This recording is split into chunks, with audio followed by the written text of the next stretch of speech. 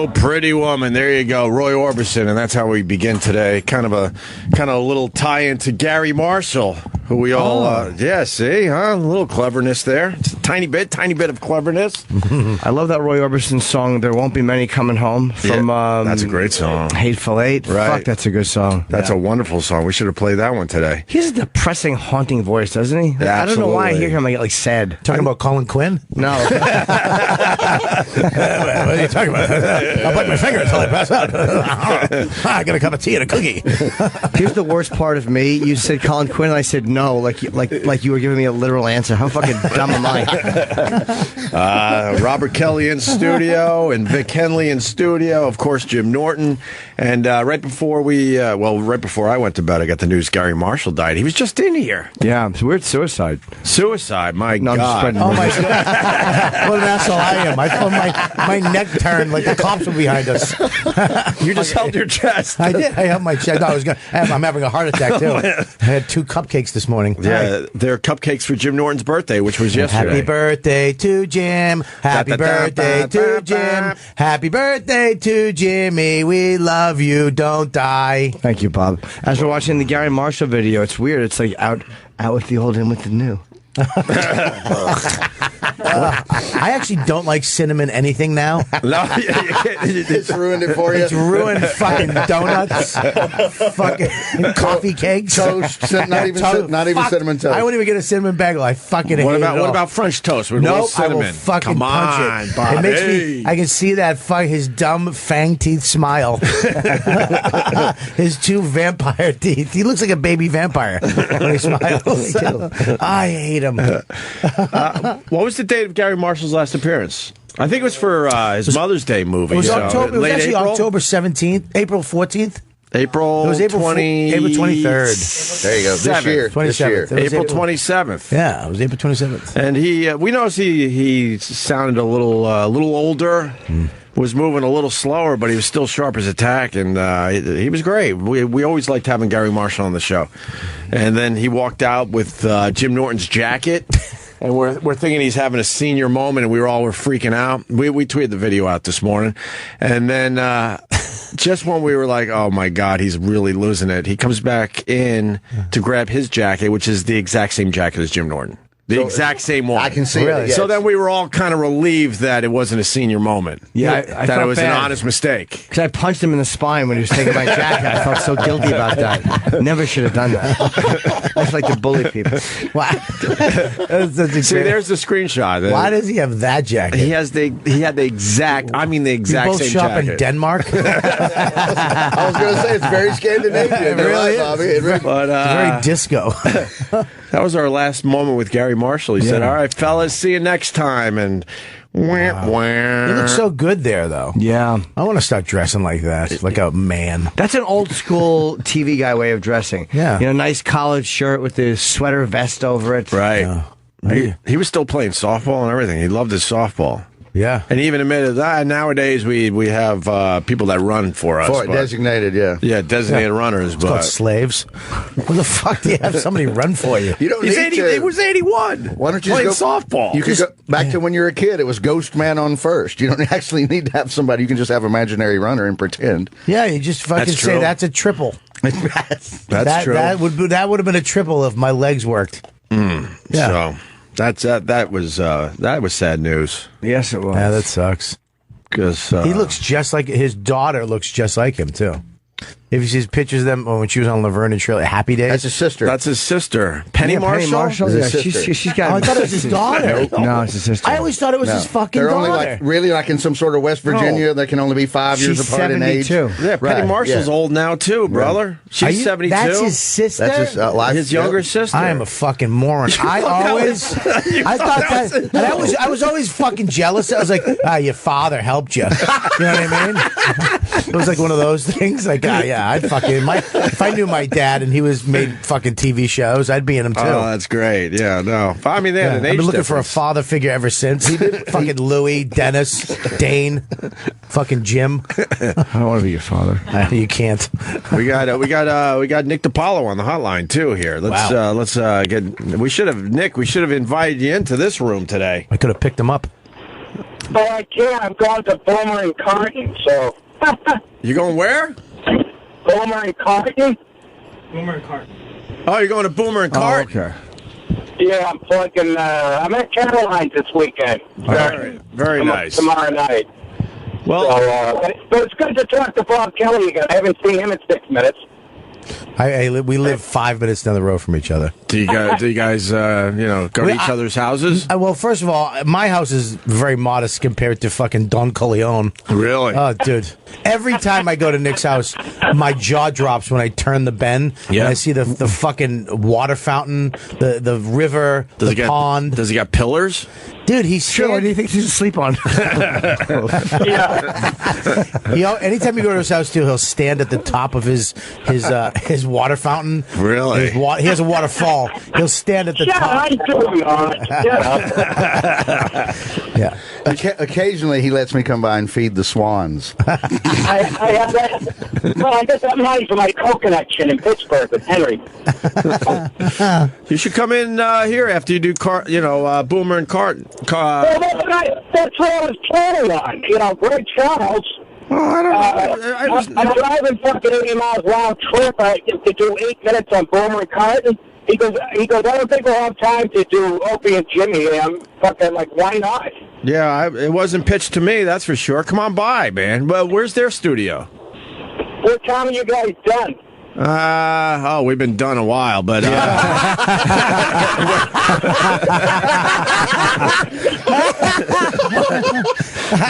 on, Opie's funny. That's a fucking good one. Oh, you're surprised. Go fuck yourself. Oh, come on, I'm kidding. 10:30 there, Nick. 10:30. Well, I should be able to, of course, Boomer and Carton, I think they're in Staten Island. No, I don't know where the fuck they are. Yeah, I don't know where they Penn broadcast. Station down there somewhere, but... Yeah. Well, what are you going to talk about over there? Sports, and do they do politics over there? Yeah, we'll talk about the Padres bullpen. That ought to sell tickets. I don't know. I'll squeeze politics into it, just to... Mix I it remember up. being there and getting cut off abruptly, and I didn't know what I said, so... Yeah. Yeah, they're gonna be nervous with you in their studio, I'm sure. Well, yeah, where are you at with Trump and Hillary? Who are you going for? Well, I'm hoping Hillary finds a lump on her chest the size of a grapefruit. Does that give any idea? And did I say tit? I meant her prostate. Anyways. Shit. Switching it up. I don't know. But, people keep saying to me, my liberal friends, well, the idea, keeps me up at night, the idea of Trump with his finger on the button. And I'm like, what keeps me up at night? The thought of Hillary with a finger on her own button.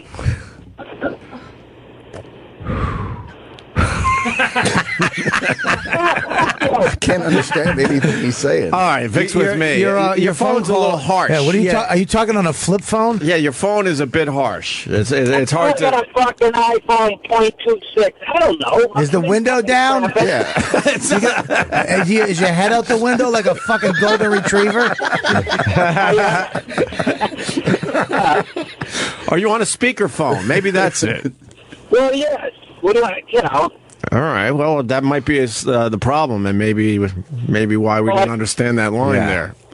What I said, no, fuck it. Tell your fucking asshole fans to come out, right? All right, and come by, if you're close to us, come on by. We'll be here for a few hours. Are you sure? I mean, I heard you got Mickey Dolenz in.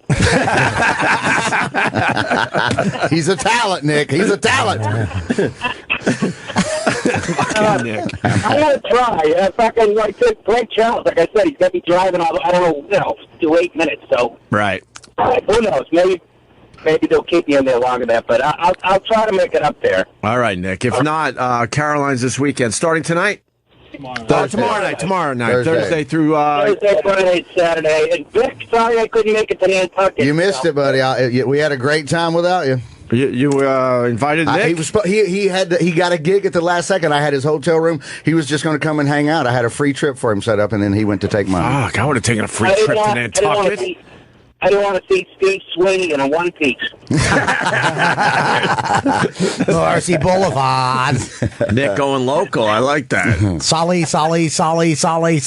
Yeah. Well, I'm approaching the Henry Hudson tunnels and its construction. Who would have guessed? Yeah, who would have guessed? All right, well, come on by, man. It's kind of hard to hear you on the phone. All right, man. Thanks, guys. All right. Bye, Nick. Nick DiPaolo at Caroline's this weekend, Thursday, Friday, and Saturday, 212-757-4100. I think he was talking. Nick. He's talking through a walkie-talkie into a cell phone. It's like a three-way chain It's of not shit. a good connection at all. Yeah. You know what you should Horrible. do when you do radio? If you do FaceTime audio, it's the clearest phone call you'll ever make off your cell phone. Is it really? Why? Because I don't know. I think it's the internet connection. Maybe the Wi-Fi. It's it sounds like you're in the room. Right. Yeah, the room. The room. The room. The room. The room is on fire. We don't need no my water. God. Let the motherfucker burn. My God, balls out, man. How's the cupcakes? Where are the cupcakes from? This fucking cupcake right here is the cupcake to have. What is it? It's a fucking berry ganache. I don't know. Bring Roland the food fucking. Yeah, Roland described it flawlessly. Yeah, flawlessly. I don't know. It's just I took a bite out of it and I had to stop. It was too good. Yeah, he doesn't believe in pedestrian donuts. He's got to go to the fancy place. They are Go very, ahead, treat yourself, They Paul. are very, very. No, why don't you have a donut? And why don't you have the cinnamon one? Oh, have a donut. I'm not having a fucking donut. They're cupcakes. Are you first having a of all. donut for your birthday, They're Jimmy? cupcakes. No, The I cupcakes. treated myself to an extra protein bar last night. Ooh. A second RX bar. Jesus, what a sad birthday. Oh my God. What flavor? I had the what do you mean, what chocolate sea flavor? salt, but they're very clean. That's a sad birthday. You treated yourself to an Yeah. extra RX bar. Yes. What else did you do for your birthday? Me and Matt did that Katie Nolan podcast in the afternoon. Oh, she's really good. Yes, she's very funny. Yeah, we were trying to get her over here, but whatever. Didn't work out. So what is this, Roland? What did Bobby have a bite of? Is off the menu cupcake. What? Off the menu cupcake. They have like 7 off the menu. Off the cupcakes. menu, so it's discontinued. No, it's like the special cupcake. You just have to know about it and ask? Yes. Okay. It's like a chocolate. It's a chocolate cupcake with a sherry frosting over a chocolate ganache. Sherry? Sherry. Sherry. Stop not saying your CHs properly. Sherry. What is it? Thank you for getting I me. think he wanted to say cherry. Yes, you did. Cherry. Cherry. Say cherry. If the donut's that good, why is it off the menu? Because they're special limited edition. No, it just means it doesn't sell well. Yeah, it does. You got cinnamon sugar, red velvet, black and white, Cinnamon chocolate. sugar. It's so good. What? He's the dick. He's delicious. so glad to say I got the off the menu, and you're like, no. You guys are both like, nah, it don't sell well. They're It not doesn't, good of ones. course not. If You're it so was proud of it. if it was a big seller, they would have it on the menu. I tell you, I took a bite out of it. It's really But fucking it is good. pretty good, huh? It's fucking good. And what place was this? Sprinkles. Sprinkles. They Where? even have ATM cupcakes. Like if they're closed, it's like a big ATM. I've seen that. And you could swipe What's your card. ATM? Tastes like shit. You get it? It's on the street. Yes, we got it. Not the ATM. Oh, Wait, what do you mean? What do you mean? They have a cupcake ATM machine. So you So at midnight, if you have a craving, right? swipe Show your me card. online. It's on like Yeah, Fifth I've seen Avenue. this. I've never seen this shit. I passed Yeah. it coming here. I've passed Yeah. it coming here before. So you Yeah. put your card in, and then Yeah, a cupcake drops There you out. go. Yeah, it's like Exactly. a beacon for fat people. But they get squished in your wallet though. Oh, come on, Jen, stop it. When you fold them. Yeah, but there's a scale. Dude, that is When you have to fucking step on the scale for the brilliant. machine to turn on. How many cupcakes? Sorry, No, it's all right. I apologize. How many cupcakes you think they sell after the bars close? Holy fuck! yeah. That's brilliant. And delicious. Yeah. That would suck getting robbed at one of those, though. You know what I mean? Having somebody give me a cupcake, fatso. And you know they they use the day old donuts probably. No, they're knowing fresh. that people They that cook are fresh going to an every day. ATM machine are not going to be picky. Probably about it. drunk. It's probably Right. late. Right. Well, you know, remember those old school restaurants where everything was behind the little doors, the mechanical door? So you pick a ham sandwich or a turkey or a hot yeah. dog, and it comes behind. And there's a little door, and you slide it open, and it comes out. Of course. They have one of those in the East Village. Really? But it's fucking insane food. Like there's an actual chef behind it. Okay, so it's Yeah. not the old school. It's the automat. Automat, exactly. So they have revved up the automat. They revved up the automat, and you can go in and just instead of ordering, you just fucking swipe your card and get the food right out of the little ATM. Show me window. the automat. Automat is fucking The modern automat. So they got like lobster mac and cheese and stuff like that. Is what you're saying. Exactly. I don't know if they have that. Right, I don't wanna, but it's not the ham sandwich. I don't know. Yeah, but you know there. Twitter and fucking. Okay, yeah, you don't have you fat fuck. There's no lobster. I went with my wife and kids, and I asked 9 times for the lobster mac and cheese. You cunt. I hope you fucking die. Yeah, and it's just from. Jesus, he just got a little the thing robot wrong. restaurant opens soon in San Francisco. It's all run by robots. Yeah. All run by robots? Yeah, well, it's a real statement about our culture. Go ahead, Roland. That's what I got. Go ahead, Roland. What a dick thing. That's fucking funny. There it is. That's one of them. Oh, my God. Oh, look at that. But that's not the one I'm talking about. The one in East Village. I was going to say, that's Bobby ordering something right there. Yeah. Fucking creep. That doesn't look good, though. Just that's not the. Look, man. I can't. I'm not behind the thing. Yeah, that one's in. I'm trying to get the East Village one. This guy's bringing up the one in fucking Idaho. Right. And no, in Holland. From the 1950s. I don't remember the automat. I'm looking at these because it wasn't around when you were a kid. The last one closed in the city maybe in the mid 80s or so, maybe before 90. When were they around? From the 40s through the 80s. They were around for 40, 50 years. I don't remember ever seeing one of these. It was a New York City. I don't remember this. It's fucking as I look great. at the images, but now they're bringing it back with better food. Is Like what you're saying? in Japan, I remember you could go and they have these things and you just put in the fucking money and you pull out hot lo mein. Did you go to Japan? Yeah. When were you in Japan? Nah, it's none of your business, but if you want me to tell you about it, I'll tell you off. No, that wouldn't be interesting radio. I'll tell you off. terrorizing the city, and the military had to shoot him. Godzilla. That was one of my favorite things Patrice did was the Godzilla. That's the only impression he could do. Remember that? He was like, Let's go to the phone and say hi to Kevin. Kevin, go ahead. Hey, happy birthday, Jimmy. Well, thank you, sir. It's a Birthday day late. wishes continue to come in from As Jim they Norton. should. Yes, until September they're acceptable. Yeah. Absolutely. Hey, I just want to say, Vic Henley, bro, you are the master of the obscure call-out. Ghost Man on first. I haven't heard that since I was fucking 6. Well, imaginary runner on first or ghost man. That's every kid. My friends' kids still do that to this day. Why? Just because there's not enough kids playing? Yeah, exactly. Right. So you just have imaginary man on first, ghost man on first. Yeah. Was he a runner or was he playing first No, base? he'd be the runner. Yeah, always the runner. Always the runner. Yeah, never play. No, you couldn't. Ghost Man on first. Wow. So why would you do that? Because we didn't have enough people to play. So if I want to keep batting, if just me and you are playing. But that means you only have 2 people playing. Certainly. You never done that with wiffle ball? Yeah, I played that before. It's sad. My 2 brothers a lot older than me. They moved away. I had 1 kid in the neighborhood my age, so we were always out there playing 2-man wiffle ball and 2-man whatever. You know? Actually, that would mean you only have 1 person playing, right? No, he's pitching and I'm throwing it. And so it's ghost man on first, ghost man on second. He throws it to me. He throws it to me. I hit it back to him. He's got to run to third to get the force out of the ghost man from second to third. Before you we get used the to do first. that. Yes, exactly. Right. Yeah, we used to do that as long You do you'd have Ghost to have- Mom. Yeah. That's what I do now. Fucking hurt. Turn my microphone off. Oh, wow. That hurt. In my man. I don't even know if the newer listeners Wonderful. understand how funny that is. That was wonderful. Travis's mom might have left him a long time ago.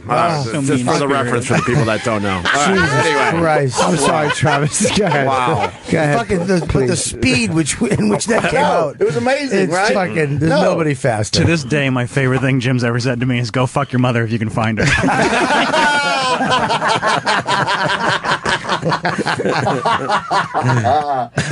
Oh, that's good. I was just gonna say you could do it as you would need less than 4 people because, like, if you were to have bases loaded and then somebody else up, then you would need those ghost runners. Right. And with the Ghost Runner, like if you got to first, he had to get to third before you got to first if there was a force out, or if he was going to second to just tag the base. And Yeah, it would just be like, okay, well, I need to keep batting, for this game to continue. So pretend there's a guy on second because I just hit a double. Yeah. Yeah. All right. My friend Marvin and I would play, and he would always taunt me and call me Strikeout King, and it worked. He got in my head so bad. Then wiffle ball? Oh, bastard. You Strikeout King, swing and a miss. fucking couldn't handle the pressure, man. And it was just you and him playing? Just me and him with that So square on the wall. Got a lot of lonely children. Maybe his brother Would once you in a at while. least look around wondering if he's talking to someone else? No, we all knew. Just- Might have been him and his brother Mikey. I don't remember, but there was square on the wall was a strike, and yeah, We loved our wiffle ball growing up. I fucking still love Oh, my it. God. I haven't played in a Still, while. my family has a big outing every year, like 50 of us. Oh no! go. One of your uncles, they find someone who's gay and just humiliate him in front of them. You fucking queen, fireworks with Boston accents. You fag queen. What are you, queer? We have a huge wiffle ball game on the beach, but it's like it gets serious still. Of course It's like it's the uncles against the cousins, and it's all these old fucking guys pulling hamstrings. I was going to ask how many hammies are pulled. Oh, dude, it's fucking humiliating. Just if my uncle trying to fucking run and get a wiffle ball in the waves. As soon as you run, you ever run into the ocean? You think it's gonna work, and then your fucking knees just get taken out. You fall face for you come up with sand in your mouth. Didn't even catch the wiffle ball. Fucking assholes. Bunch of assholes. Getting mad about it. I stubbed my toe one year in a rock. Ouch. Yeah, I broke it.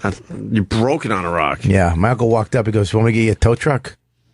I wanted to throw the rock at his face. You like that one, Chip? fucking hilarious.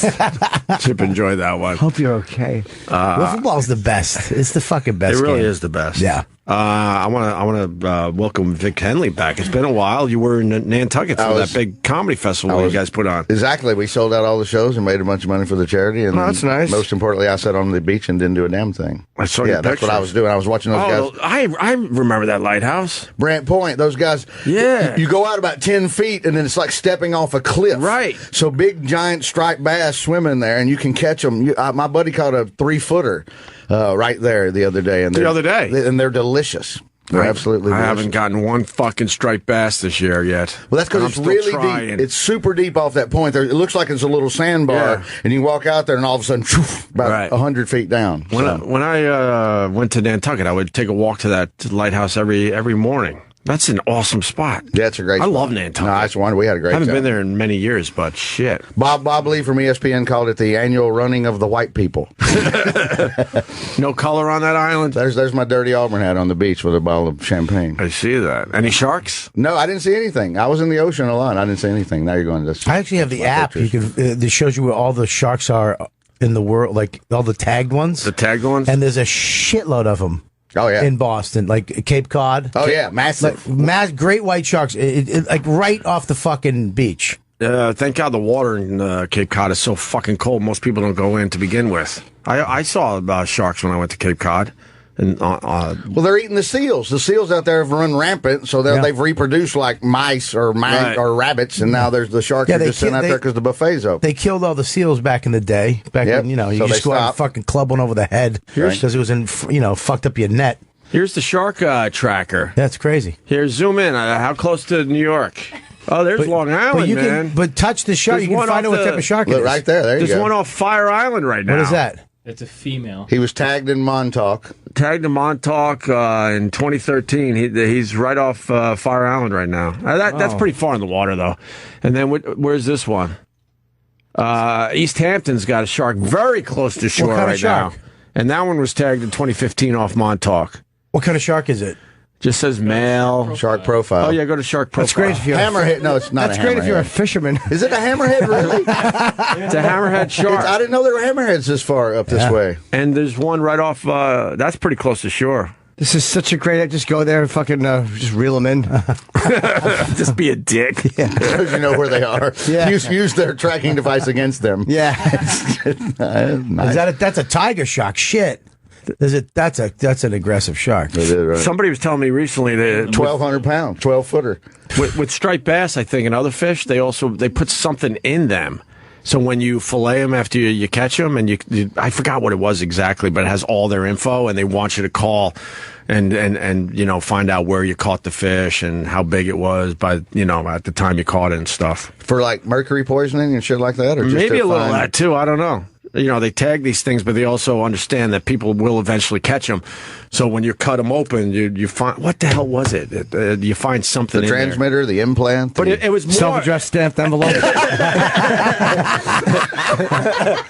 it was something that you could read the info right away. You didn't have to, plug it into, whatever.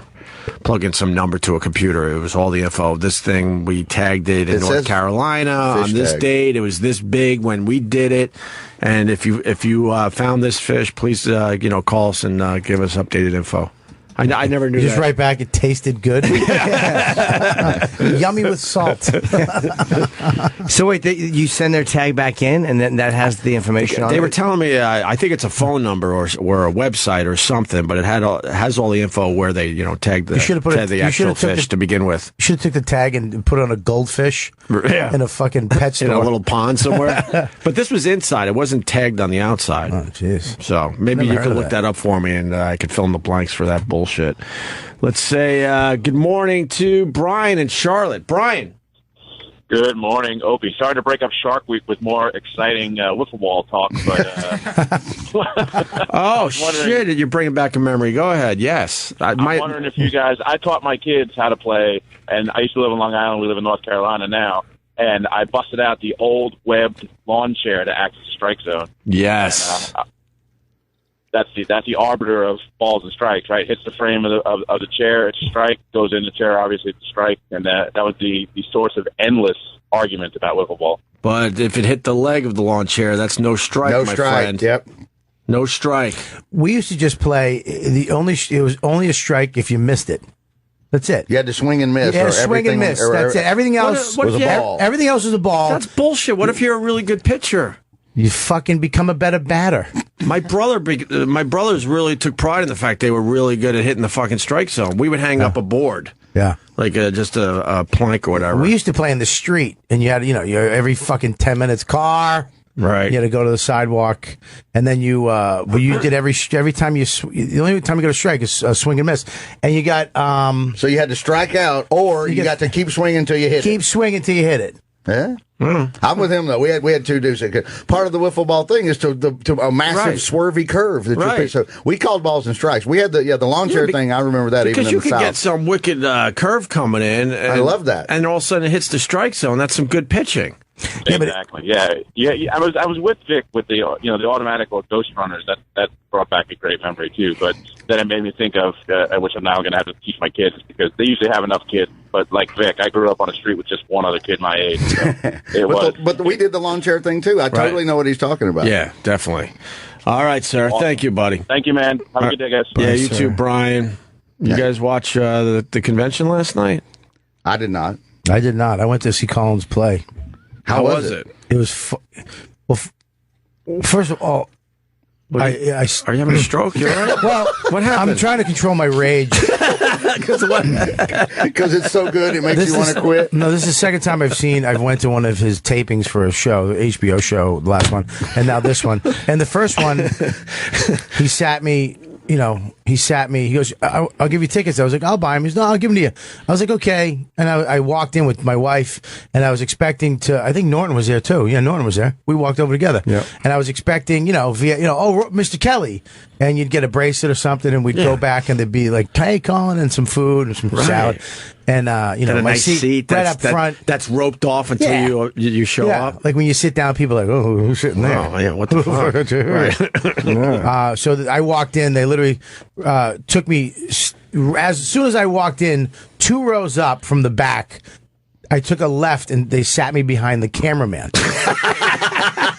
Me and my fucking wife. Could she at least see? Nobody. No, neither one of you. And they sat. Remember Twitchell's?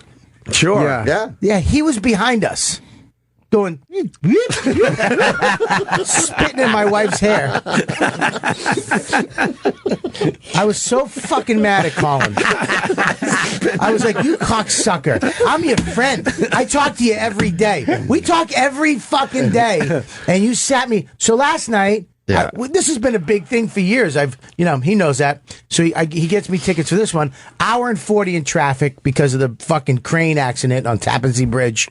I get down there, literally 3 minutes to spare. I run from the garage. For me to run, it looks like I'm walking on water, like I'm trying to run on water because I'm just tiptoeing my little fatness. Like the Jesus lizard. Yeah, you're right, exactly. fucking out of breath, sweating. Get in there. I sit down. They got like this lady with a headset bringing me. I'm like to the front. Yeah. Right. Up. Sits me right there. There's my seat. Yeah. Right behind the fucking camera Was guy. it because you were late? No, those he were my wasn't late? seats. He didn't believe you were going to show up, and That's not true. He's thinking if he shows up, at least I'll save this horrible. That's seat for absolutely him. not true. His fucking Go seat. to Robert Kelly on Twitter if you want to see the actual picture. It's great. And the lady next to me was as big as me, and she looked at me like, "You're not getting this fucking armrest. You'll have to fight me for it." I had to hold my tits like a fat guy in Coach the whole show. I'm sitting there holding my tits. And then they sat me next to one of Colin's Brooklyn buddies. Yeah. Looked like, fucking Whitey Bulger. The guy was so fucking mad at me when I showed up because he had him and his girl, and then 2 empty seats. We show up with like a minute's to spare. He looks at me. I go, my seats, and he looks at me like, "You fuck you, fucking," like he was gonna beat me up. Yeah. He goes, "Wait a minute." He did that alpha male. Dude, why? Because he's an alpha fucking killer that grew up with Colin in the streets of Brooklyn in the fucking 60s and 70s. And now Colin, hey, come to my show. I'll come to your fucking show. Yeah. That guy fucking, he holds me there, gets his wife out, and then waves me in. And I just had to bow my head out of breath and sit. And then this big fucking fat lady next to me, I was just holding my tits. Because you're going to have the armrest. And I sat down. I took that picture. I was so violently angry. I was leaving. My son goes, "Where you going?" I go, "I have to go to work." He goes, "Do you have to?" Well, you almost see the Empire State Building from your seat, almost. Buddy, I had to look through the camera guy's viewfinder. I was going to say it's a wonderful picture to show you how shitty those seats are. Yeah. It is perfect. Because the backdrop of his stage looks like it was nice. I can't really tell from your vantage point. We don't know. But I see it's sort of the Empire State Building. Anytime Colin was camera left or right, I would have to stick my head out, and I was looking at him like, "You motherfucker." I wanted him to make eye contact just to see my head behind the camera and take him right out of it. Well, that's a wonderful big set. stage. Other than that, That's a large stage. Other than that, the set design was fucking it was the best ever. The show, it was so good. I've seen all his shows. It is such a great show. Is this the one we all saw? It's about New York Stories, yeah. New York Stories. It's an amazing. I'm so glad that they filmed it. It's so much. I've seen it the whole time for the last year or so. It's so on point now. He came out. He fucking murdered. I mean, murdered. And it looks great, and the fluidity of it was great. Everything was great. This was my favorite one he's done so far. I didn't see it. I listened. Right. But it was great. It was fucking unbelievable. You really couldn't see. Buddy. You couldn't lean to the side a little bit. If I lean to the left, you would be in the fat lady's lap. Fat lady's tits, and if I lean to the right, I would have got a fucking shiv into my gut. From the other guy. Yeah, he would have took his belt buckle knife off and sliced my fucking trachea. He didn't want you shimmying past his wife. Is that what was that about? He just didn't want... Where you stick your ass in some stranger's face to find your seat? He looked at the size of me and knew it was going to be a problem. The squeezing through. Yeah, I just had to hold my tits the whole show. And just look at a camera guy's his asshole. So was this the filming for maybe when he's going to? It'll be on HBO. Filming. I think it's on Netflix. Netflix. Okay. All It's right. unbelievable. Wow. Sorry, man. Quinn. He is so fucking good. Everybody I know that's seen this, because you said it's been going on for about a year, maybe something like that. And but this one is so. Never heard a bad thing about it. The other ones he's done is amazing, but this one was so good because it's so his topic. It's him, right? It's he loves New York. Who better, right? He breaks down race like it's so fucking great, and you look at the crowd too. And every race he's talking about is in that crowd. Yeah. I don't know if that was I don't know what that was, but you look around and fucking New York City is in the crowd, and everybody was laughing, especially when their people were getting fucking smashed. Because he speaks about different groups without judgment. Like he tells the truth about them, and it's just funny. Oh God, really great. Equal opportunity offender. Yeah, absolutely. We're all big applers. I'm gonna fucking. I hate it. I hate it. I'm so bummed I missed it, man. Yeah. Yeah, fuck. Well, we were all invited. I forgot it was last night. Yeah. For I wish I real. had your seats. Who knows? Who knows where I would have sat? You wouldn't have sat that shitty. I don't know if I was invited. know. I don't. I didn't think. I mean, I'm sure I could have went, but I didn't get an invitation. Well, Roland told me about it. I actually went and saw him last week when he was doing it at the Village Underground Lounge. I just came in and did it, wanted to see it myself. And then Buckles, his assistant, who was fucking, oh my God. He sees, my assistant Buckles coming. I'm thinking it's some fucking, guy looks like Dan Adams with suspenders and a fucking notepad. This fucking smoking hot chick. Named Buckles. Just comes in, like that fucking Cherokee Indian arm, no hair, just hairless Buckles, beautiful blonde hair in a ponytail. She's just gorgeous. Comes in, she just starts chowing like food, just eating because she hasn't eaten in like fucking 2 days because Colin doesn't pay her enough money for fucking rent, never mind food. And he's a fucking amazing. That's where he invited me. He was like just she actually did. She goes, "You want to come?" I was like, "Yeah." So yeah. But then there you go. Those are the seats you get. Buckles really took care of you, didn't she? Oh, Buckles could have given you a better seat. I texted her. I texted her that photo. I hate you. Yeah. What did she say? She wrote back, "Well, if it makes you feel any better, I had a stand." And I was like, no, it doesn't. Well, that means she can move around and see it. Yeah. Do you think Colin? He's very popular. She's actually taunting you. Do you think there was a worse seat? No, there's not. I don't think so either. I'm looking at it. I don't know how you get a worse seat than what you got. You got to understand, though, he did it to me before. I'm guaranteeing you it has to be a fucking plot. Call him. It's sabotage. Call him. He's probably getting his tea by now. He's a saboteur. Saboteur. His I think it's the lady who's the seating lady. Right. I think she really just says fuck his friends. So let's work it out. Call him up. You want to call Colin? Oh, I'll call him. Call it too. I have no fucking problem doing it. Wow, that's a really good. That's a large state. What's in the back there? I can't see. There's a rug, and what's on it? Just a nice rug that he could walk around in. Oh, there's a box. It was unbelievable. The whole thing was set up like, a deli. There's a bar. Yeah, it looks like a bar over there. Oh. Some boxes, a little warehouse action, maybe. When the lights go off in one area when it was like doing the other one? No, not at all. The whole thing, yeah. The whole thing was lit up the whole time, and he meandered through this and that, and it was great. The only part that bugged me, he picked up luggage, like he needed to do that, like hey, the people. He's not answering. He's not answering. It went to his voicemail. He's probably last night was probably an epic night for him, but so he's chilling out this morning. Yeah, he usually wakes up every day and he goes to the same deli and fucking gets 2 blueberry muffins. You were going to read us that text when you were in here on Monday, but we got busy. What's that, buddy? A Colin Quinn text. Just how he texts you every morning about what he's ordering or something. Oh, he was so mad because he went and got his blueberry muffin, and it only had 12 blueberries. Really? And then the muffin fell with most of the blueberries. So he lost the section that had 8 of the 12. He lost 8 blueberries out of a fucking 12 blueberry muffin, and he was infuriated. So he wrote you. He texted you. Yeah, he was fucking.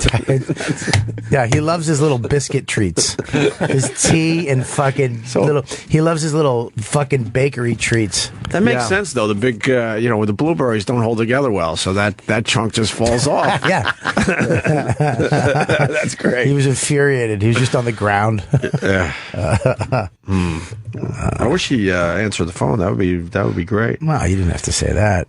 I want to talk to Colin Quinn, and then you can work it out with the.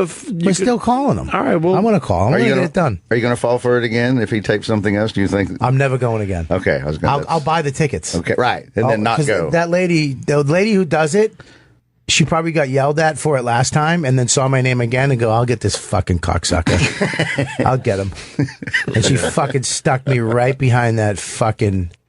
I couldn't believe it. I was an hour 40 in traffic. Hour 40 in traffic. I'm surprised they have seats that close to the camera guy. Normally you don't. You get rid of those seats. Those seats are for fucking shit people that know Colin. That's for the cousin of that's the third cousin seat. That begged them for tickets, and you're like, all right, well, I got this one. Yeah, fuck. That crane thing was fucked up on the Tappan Zee bridge. They're building an entire new bridge right next to the Tappan Zee, and a huge. I think it was like 250. One of the biggest cranes in the world, and no one died. In the world. They're saying, is it in the world? They had a I believe ship it from China. here. I didn't know it was the biggest in the world. This thing was massive, and it fell over onto the the bridge they're still using, right? Yeah, it made it both across Did that both cause sections. traffic problems? Both. Well, Yeah, what both. happened is that they stopped and the people got stuck on the bridge all fucking day because you couldn't back up. Oh. So they didn't know how to get them off the bridge because there was miles of traffic. How many hours were they stuck on the bridge? I don't know. A long time. No one died though. It was Not a soul. Nobody died. They said that it felt like it was falling in slow motion, which gave the cars a chance to swerve or stop or speed up, whatever the fuck. And It said not on- one injury. Yeah, You know how four mad, injured. You know how Four mad injured. the first guy at that crane probably is? Like, I could have just been another fucking Right. 50 feet. I would have been looking at this behind me and enjoying it. You know how happy the guys that just made it? How great it, you probably stopped and fucking went, yes. Push that video. Let's see the video. These guys are boring. They Though. don't have video of the crane falling. No, but the story itself. If you smell natural gas, It happened at noon. leaving. I did in the elevator this morning riding up with Jimmy. I was gonna Fucking almost made me pass out. Well, It made one of my eyes twitch. you're welcome. You're welcome to the I area. don't like your fucking That was a little birthday treat your for you. sports bar birthday Train treat toppled farts. over on the Tappan Zee Bridge Tuesday, Wow. injuring 5 people and creating a traffic nightmare over the Hudson River, officials said. At least 3 drivers and 2 bridge workers were hurt with non-life-threatening injuries. Traffic in both directions came to a halt when a crane working to build the new Tappan Zee fell onto the existing bridge. The 7-lane, 3-mile cantilever bridge, the longest in New York State, opened to traffic in 1955. It was built for $81 million and designed to last 50 years. In April 2013, after 10 years of heated debate, construction began on the new Tappan Zee Bridge, just a few yards from the old crossing. The new 8-lane bridge is designed to last 100 years and is scheduled for completion in 2008. Can I ask why don't they fucking build a bridge that's supposed to... How did the Coliseum last for fucking 30 centuries? Exactly. This fucking douche bridge built to last until 7:30. Excellent point, Jim. Yeah, something like that. It's not impressive that it lasted 50 years, right? That's not impressive. They made it overtime. No, but what it wasn't. It was supposed. They weren't supposed to. It was supposed to come down. It wasn't supposed to be forever. How do you know this? Because they built it to. I don't know. I'm just making it up. Oh, You fuck. fucking You might called be me right, out. though. No, I believe that is the case. I heard that from somebody. Well, why not build a bridge where you could keep repairing it and then you never have to replace it, right? Well, this new bridge that they're building, they're fucking putting up lightning fast. I can't believe how it's like the last year. Because they're freaking the fuck out that the other one's going to fall into the river. Yeah. Yeah, it's 10 years into overtime. If it was 55 exactly. to 05, they're 11 years 11 into overtime. years into overtime. So, like, holy fuck, get this done quickly before we have a massive lawsuit on our hands when a family plummets to their death into the river. They have a lawsuit now, definitely. Anyone who got hurt? For sure. I got scared every time I go over that bridge. Why? Just because they say It's low to the ground, really, that one. no. There's actually a high point in the middle. In the that's middle, it fucking- goes high? Yeah, It's really awful. high. Yeah, right there. Okay, you're right. The one you I go- haven't been on in a while. There's one you go out of New Orleans to go down into the bayou, and it's same thing. It's 100 years overdue, and it's rickety and it's really high. And if you're going over it with an 18-wheeler, it's just shaking. It'll terrify. It makes the Gowanus look like a kiddie slide, which is also scary. But What about the bridge going to Cape Cod? That one gets high. I haven't been on that one. Going local. I don't think I've been on that one. I forgot the name of it, but that one's kind of scary. It's high up in the air. Do you think that it took more than an hour to get the bridge cleared for people? It was so bad. I was looking at the news. There was traffic because on one side it wasn't as bad because there was exits that people could just start going off on. The other way though, there's no exits for like 2 miles. So there's 2 miles of fuck you. Wait, they couldn't back up. You couldn't back up because there's nowhere to go. You're actually, Oh my god! I So, lost my mind. The guy in the first couple rows were okay because you could see everything that's happening, and you're like, "Wow, I almost got killed by a crane." and you can, I can watch this. yeah, you can enjoy them trying to figure out what the fuck they're gonna do. yeah, At but least that goes away after a couple hours. It does, but there's also gratitude that you just missed getting crushed to death. Yeah. But the guys who are, say, a quarter mile back, can't see shit. they see a couple of lights. You're like, oh, this fuck. How many people? I guarantee you somebody shit their pants in that line. Somebody had to shit. At least one person mathematically was driving. Was like, oh my God, I hope there's no traffic because I have to shit. Oh no, there's a crane on the street. You imagine you have to shit and you see a crane fall on the road? So you don't mean you're not referring to shitting in your pants out of fear. No, it's just someone had to just piss had or to go shit. so bad. Yeah. Someone had to. I had lunch with Whitney Cummings in like 2006 in LA, and I had to shit so badly. I had a salad and an iced coffee. I was out there shooting Lucky Louie, and I literally had to shit so bad. I was driving, like my legs and I lifted my torso up in the car. I was like, okay, Just I'm to going to hold shit my everything in? pants. It's going to happen. Let me just see how I'm going to handle it. I made it back to my place in Los Feliz, but that's like that badly. Another 30 seconds, and I would have shat my pants. But you were driving and holding your ass off the seat. You're driving, and all of a sudden the pain hits you. You're like, I think I'm going to be okay.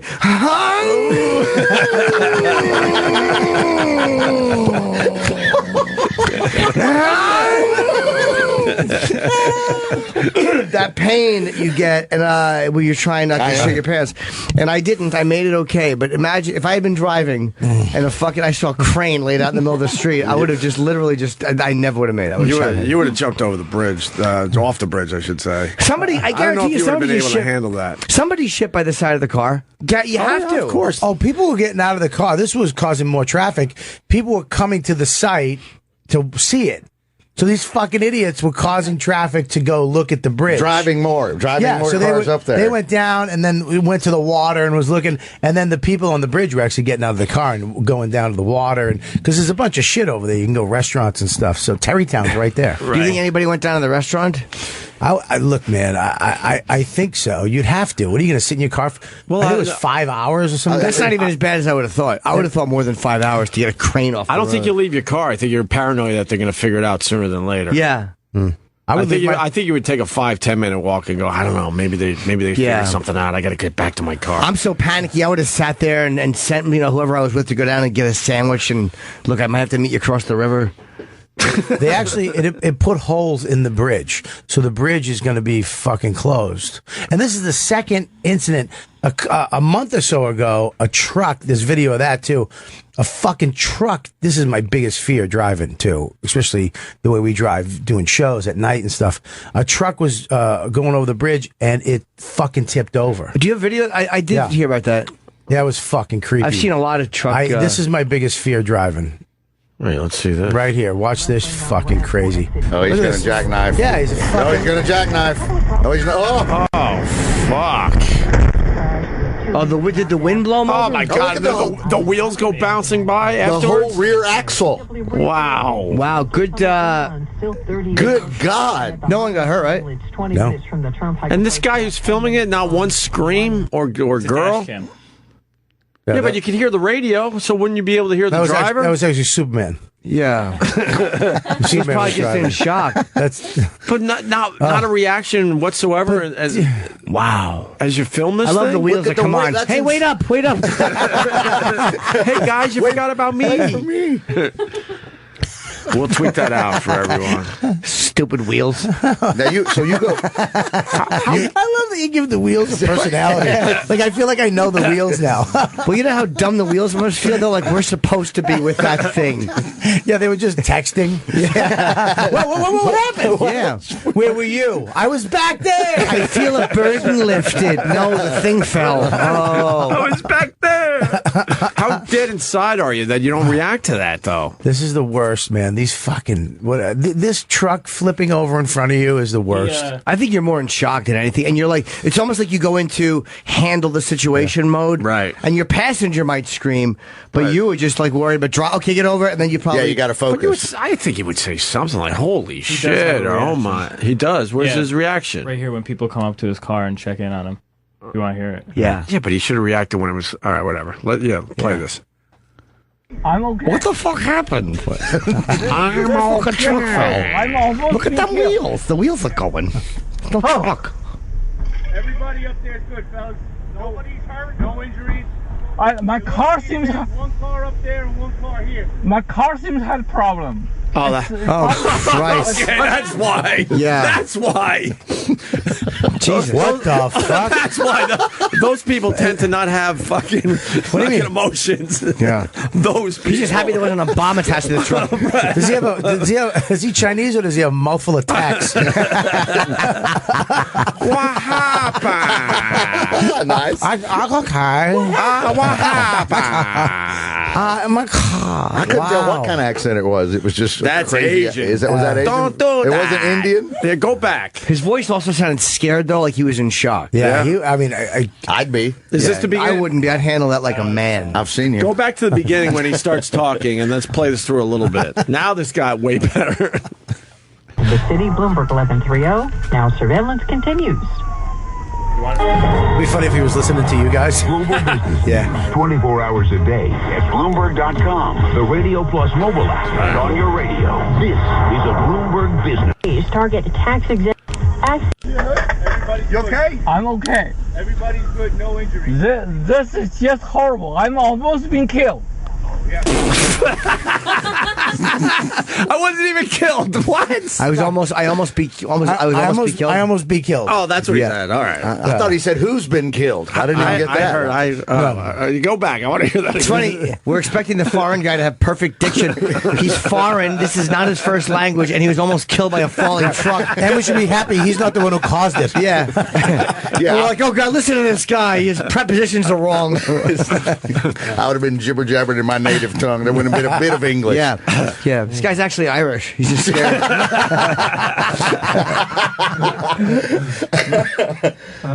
me hear that again, and then play it through. Purchases climbed 1.3% last month, the biggest gain since. You okay? I'm okay. Everybody's good, no injuries. This is just horrible. I'm almost been killed. Yeah. Oh. Everybody up there is good, fellas. Nobody's hurt. No injuries. My car seems. One car up there and one car here. My car seems to have a problem. Oh, make it about yourself. Let's touch something underneath. Okay. All right, stay right there. Don't move. Okay. Turn your car off. Okay. Oh, there's actually workers up there. That's probably who was helping him. Right? Yeah. What qualifies those guys to help you in an accident? They just have orange vests. That could be you and the trucker in orange vests. They're not experts. And then he turns his radio back up. I know, but I love that Jersey accent. You all right? Yeah. They're okay. Nobody's hurt over here. Yeah. Right. They're all trying to sound like official EMS guys. No injuries. It's been cleared. Shut up. Turn your car off. Yeah. Is there anything else?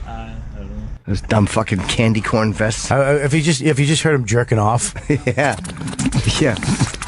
What are you doing? Nothing. No, leave back. Oh no, back. Celebrating life. Celebrating life. Oh wow. I love that you just did an old Jewish man celebrating life. Okay? I'm okay. The car? You can pull your car. I'm not sure the car. I just want to pull you over. I want to see if I can move this wall. The car? Just touch something underneath. Okay, just see if you can move it over there. I'll try.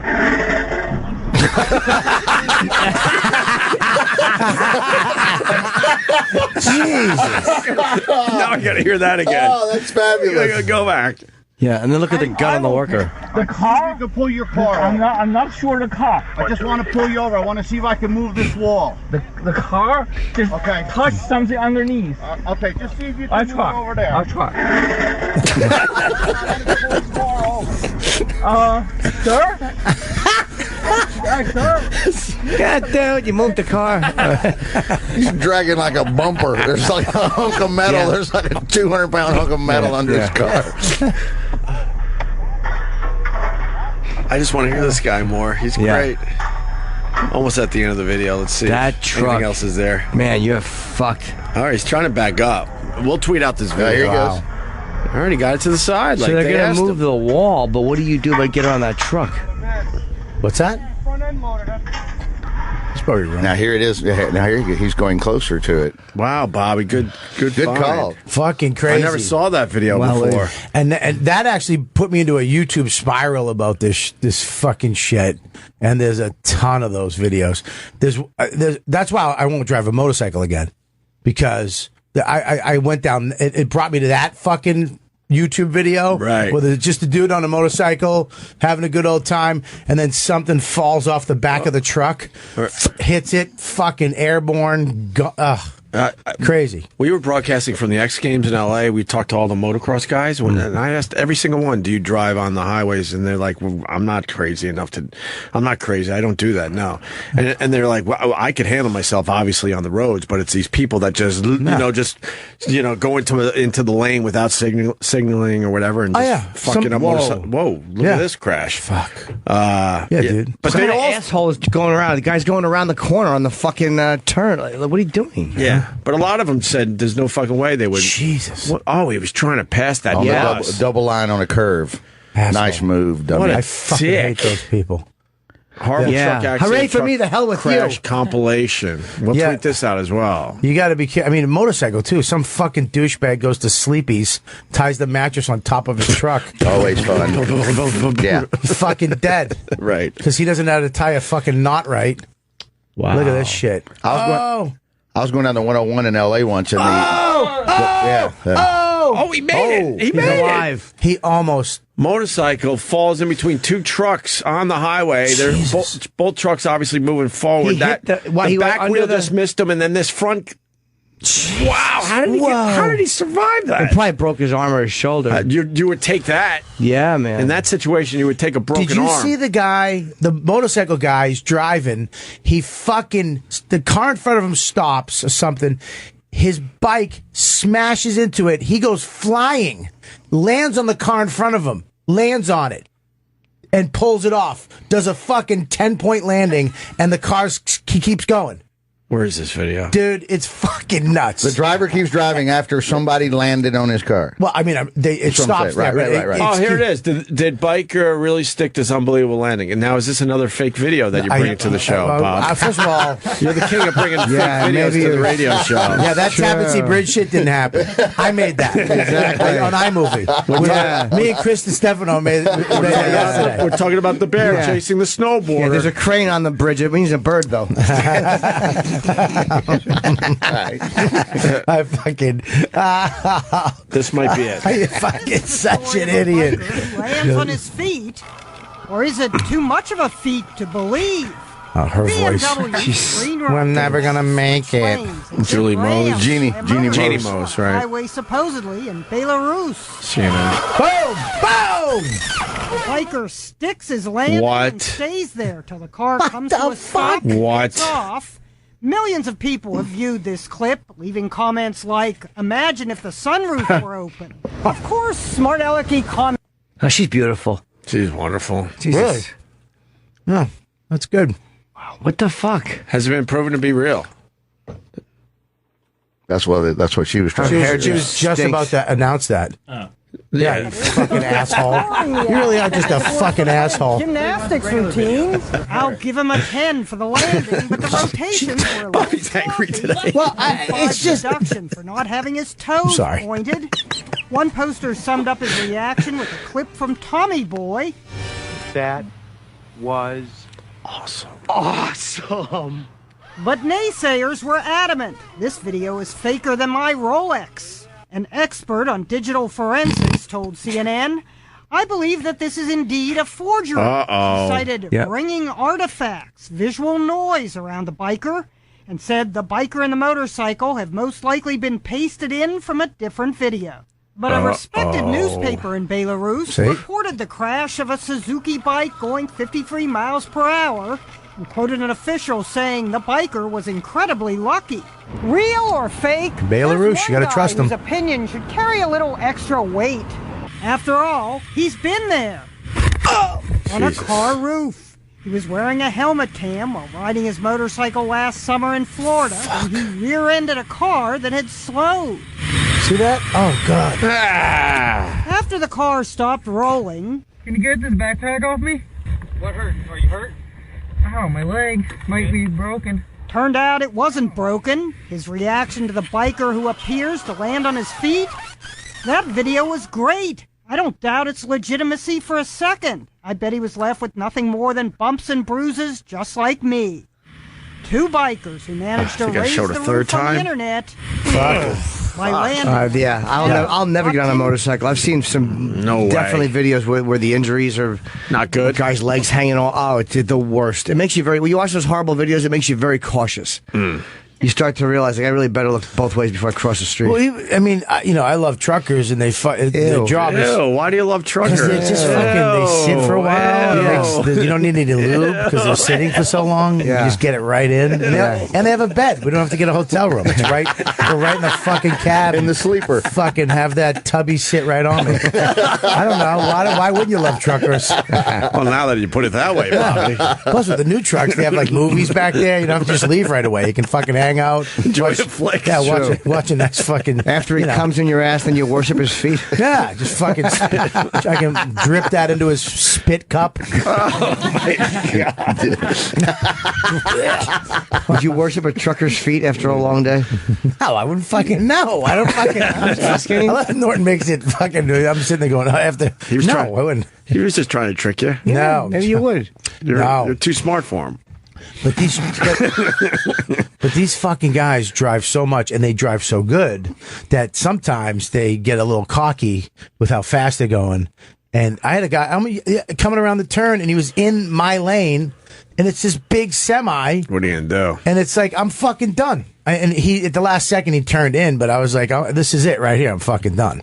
Yeah, that shit's crazy. I was going to say earlier on the 101 in L.A., the exhaust pipe that sticks off the roof of the thing. Sure. The thing had rotted. It snaps off and bounced across 8 lanes or the 5 lanes of traffic of the 101, and everybody swerved and nobody got hit. And I was about 5 cars back, and I'm like, look at this fucking shit. And it was bing, bang, bing, and like just a giant 9 feet piece of metal that was just ricocheting across the 101. Everybody, same thing. Everybody swerved and kept going. You got to hope that the bounce is timed for your car. Specifically. I was slowing down, and everybody. On the expressway, for me, it was a board that fell off a truck. Okay. I just lucked out. It bounced just perfectly and went flying over the top of my car. I remember one time I was driving, and I saw a hubcap roll off a truck, and it went right into the woods. Fucking. I don't know. All right, Bob Kelly has left the studio.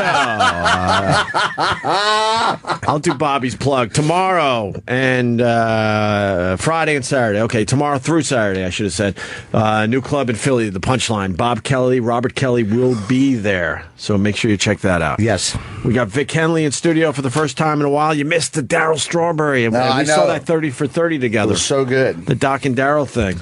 He was great on the show too because he didn't have his wife. I'm going to go back. Right, exactly. And you didn't have to have prayer meeting. Not to be a dick, but I mean, she was lovely and all, but she doesn't make the greatest radio. And without her, he finally told some good baseball stories. He was awesome, and that 30 for 30 Doc and Daryl's amazing if you haven't seen it. Anyway, Vic, where are you going to be? I'm at a Comedy Off Broadway in Lexington, Kentucky, 3rd through the 6th of August. Great. First week of August.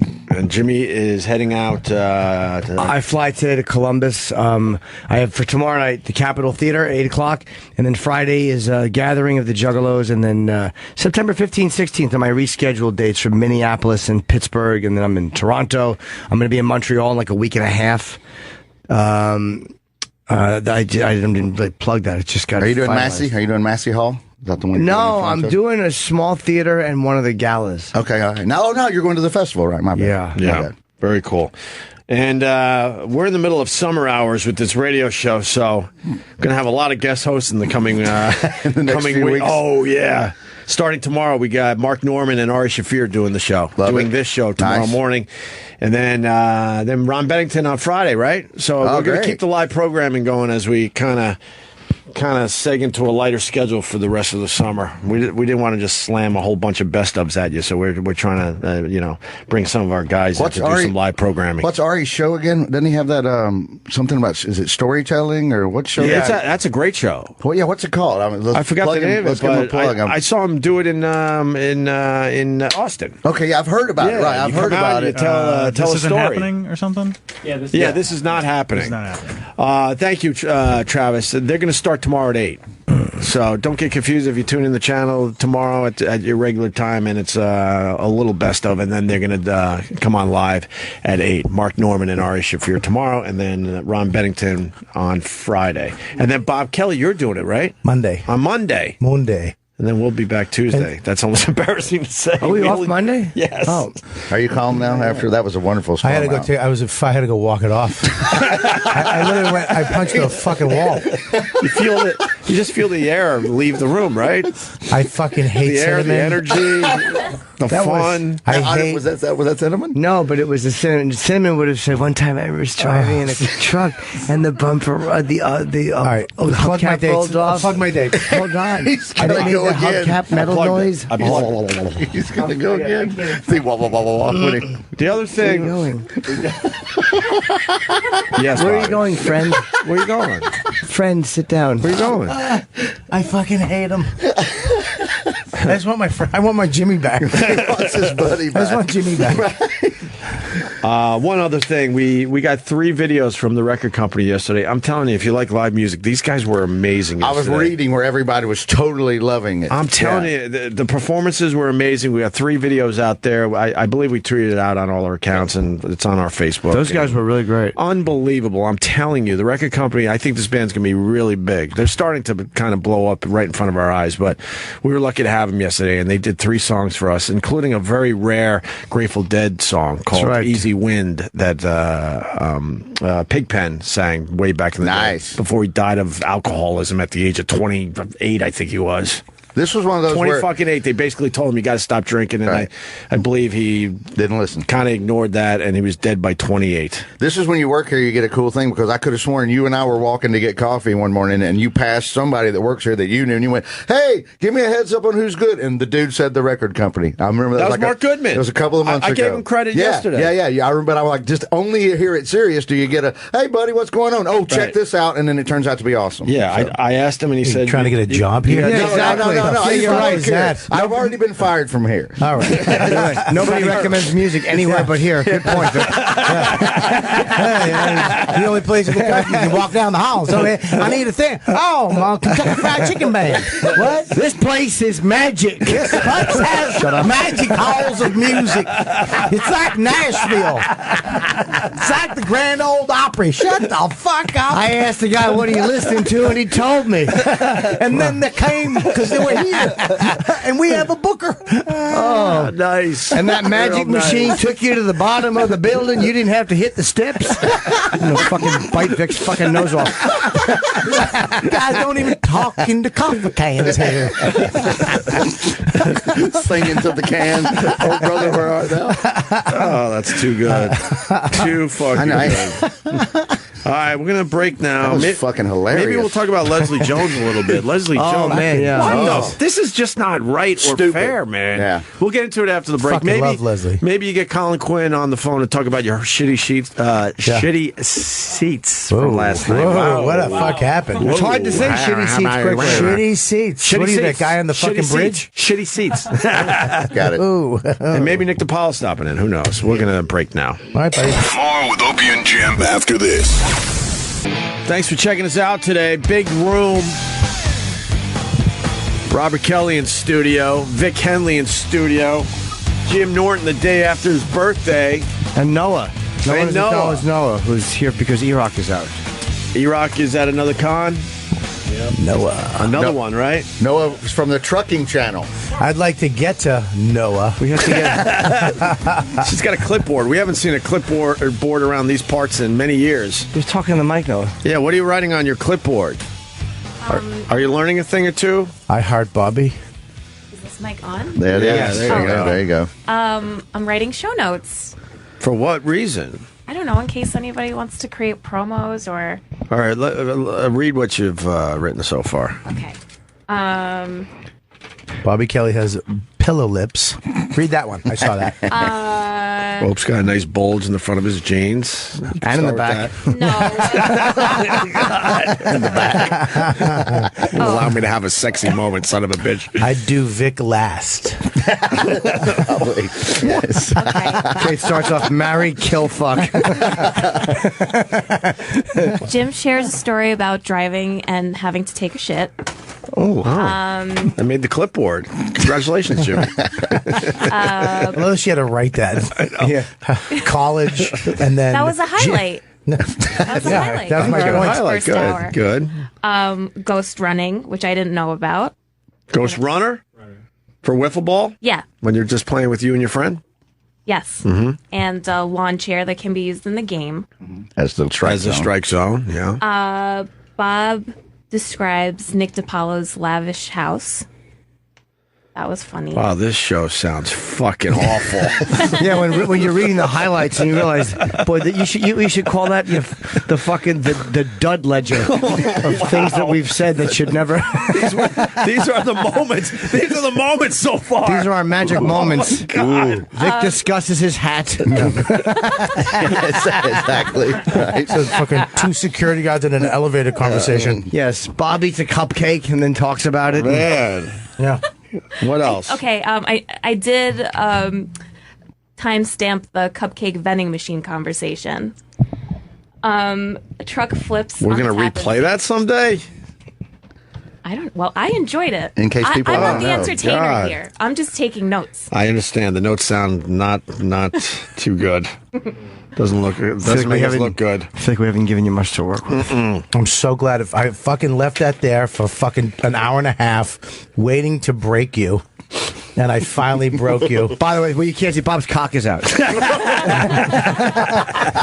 And Vic finally had to lean over and just take a little swab. My mouth is full, right? I'm not full. I wouldn't say full. How good's the cupcake from Sprinkles? Absolutely wonderful. Yeah. Yes, that's awesome. And then, that's really delicious. And that goes back to the ATM cupcake machine Yes, we it talked does. about. That wow, that sounds like it's going to be an amazing best of someday when we replay that. Do you have are you married? No, I'm single. Not you, fucking creep. Me? Me? Yes, you. No. You have a boyfriend? No. What nationality are you? Israeli. Israeli. Oh, Yeah. great. Mazel tov. And Roland invited her to take over for E-Rock today. Are you were you in the army? No. I left Israel when I was 7. Oh, okay. I usually recruit at 8. So I missed it by a year. Is that true? No. No, I don't know. You actually believe Sounds like it. Everybody sitting here was, wow, that's Okay, I wasn't the only one. I was All with right, you. thank you. Jesus. It's crazy enough, but it's usually right after high school. That's when kids get drafted. So Mandatory, right? So are you noticing that Eric has a big job on the show? I'm not here to monitor what Eric does. This, for me, because I'm a fan of the show, is kind of like a Make-A-Wish, except I'm not dying. We are. Yeah. Most of us look like patients from Make-A-Wish. All right. Well, Noah's. I don't Yeah, know. you can I come truly whenever you don't know want. what Noah's doing, but I don't know, we're but happy thank you're you here. so much for we're letting happy me you're stay here. here. Come whenever you want. She was writing on a clipboard. I like that she was writing on a clipboard and like taking, the initiative to maybe think of production pieces, and you guys are like, what are you doing? Yeah, exactly. We didn't recognize work from that That's what I area. was going to say. No one works here. Yeah. Well, I started by saying I haven't seen a clipboard around here in many years. Yes. It's a strange thing to see. Is that your clipboard? Yeah, I found it in the Sirius XM kitchen. Someone Yeah. was throwing it away, so I took it. What kind of stickers on the back? Says a lot about a person. What stickers That's they put on right. the back of their clipboard? Looks like some weed stickers or something. I see THC. Got I THC. have sober on my car. Slow on booze. Enjoy the road. Where the fuck did the cupcake go? I inhaled it. The whole thing? Yeah. What, that was your Yeah, you cupcake? had one. You took one bite and left it for an hour. Exactly. But I wanted half of it. I did not know. You should have said something. Bobby, we got more? Not that one. That was really good. that one. That was really Is good. there another one of No. those?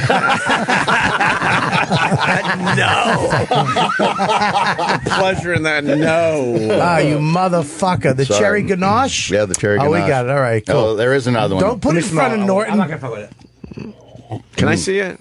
I wouldn't. Can I smell it? That's really good. You let Opie Excellent smell choice. it. It smells good. Smell it. It's actually good. Let me smell it. Are you fucking nuts? What are you doing? He's gonna smell it. You really are just a... He's not going to... You knew he was going to Wow, do that's something. really So good. what? I'll fucking eat the half you didn't lick. Take it away! Ah, look at that big... Nice X on the top. Enjoy. He licked the cherry ganache and then threw it to Bobby, and Bobby caught it. You caught it face down. I got your yeast infection tongue on my fucking hand now. You don't want morning breath on your tongue? Or? No, I don't want. I don't want. Ah! I flossed this morning. You're good. Eat that thing. I'm gonna smell it right now. Smell the I'll tell you what you got. It's probably Not bad, right? No, not bad. Thank you. All Not right. bad. Ugh.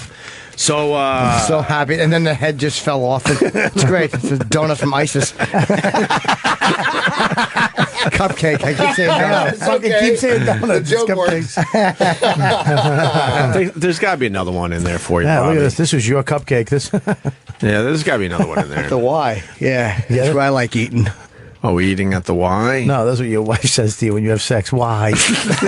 Why? Why? So there's this Leslie Jones, Milo, Ghostbusters. Oh yeah, Milo. I don't know how to say it. He's Nero on Twitter. Yana Poulos, I think. He was. Yeah, they took him off. Yeah. There's a lot going on here, man. But did he start? Like, I like Leslie, man. I felt bad that she got such a beating from people because they were like tweeting pictures of gorillas to her. Jesus. It's like she didn't do anything to deserve that. But then she made the mistake of trying to take on that shit. Yeah. You can't. I'll be the first to admit you can't take on these people. No, they're fucking nuts. Well, here's what she and did. They don't let. Did somebody let hack up. Did somebody hack her account? Too? No, I think that they just screen cap. They just made one that looked like hers. She's not used to that world. She handled it like a stand-up, where somebody's heckling you and you address them, and you know what I mean. But you're not in a club where you're going to get resolution.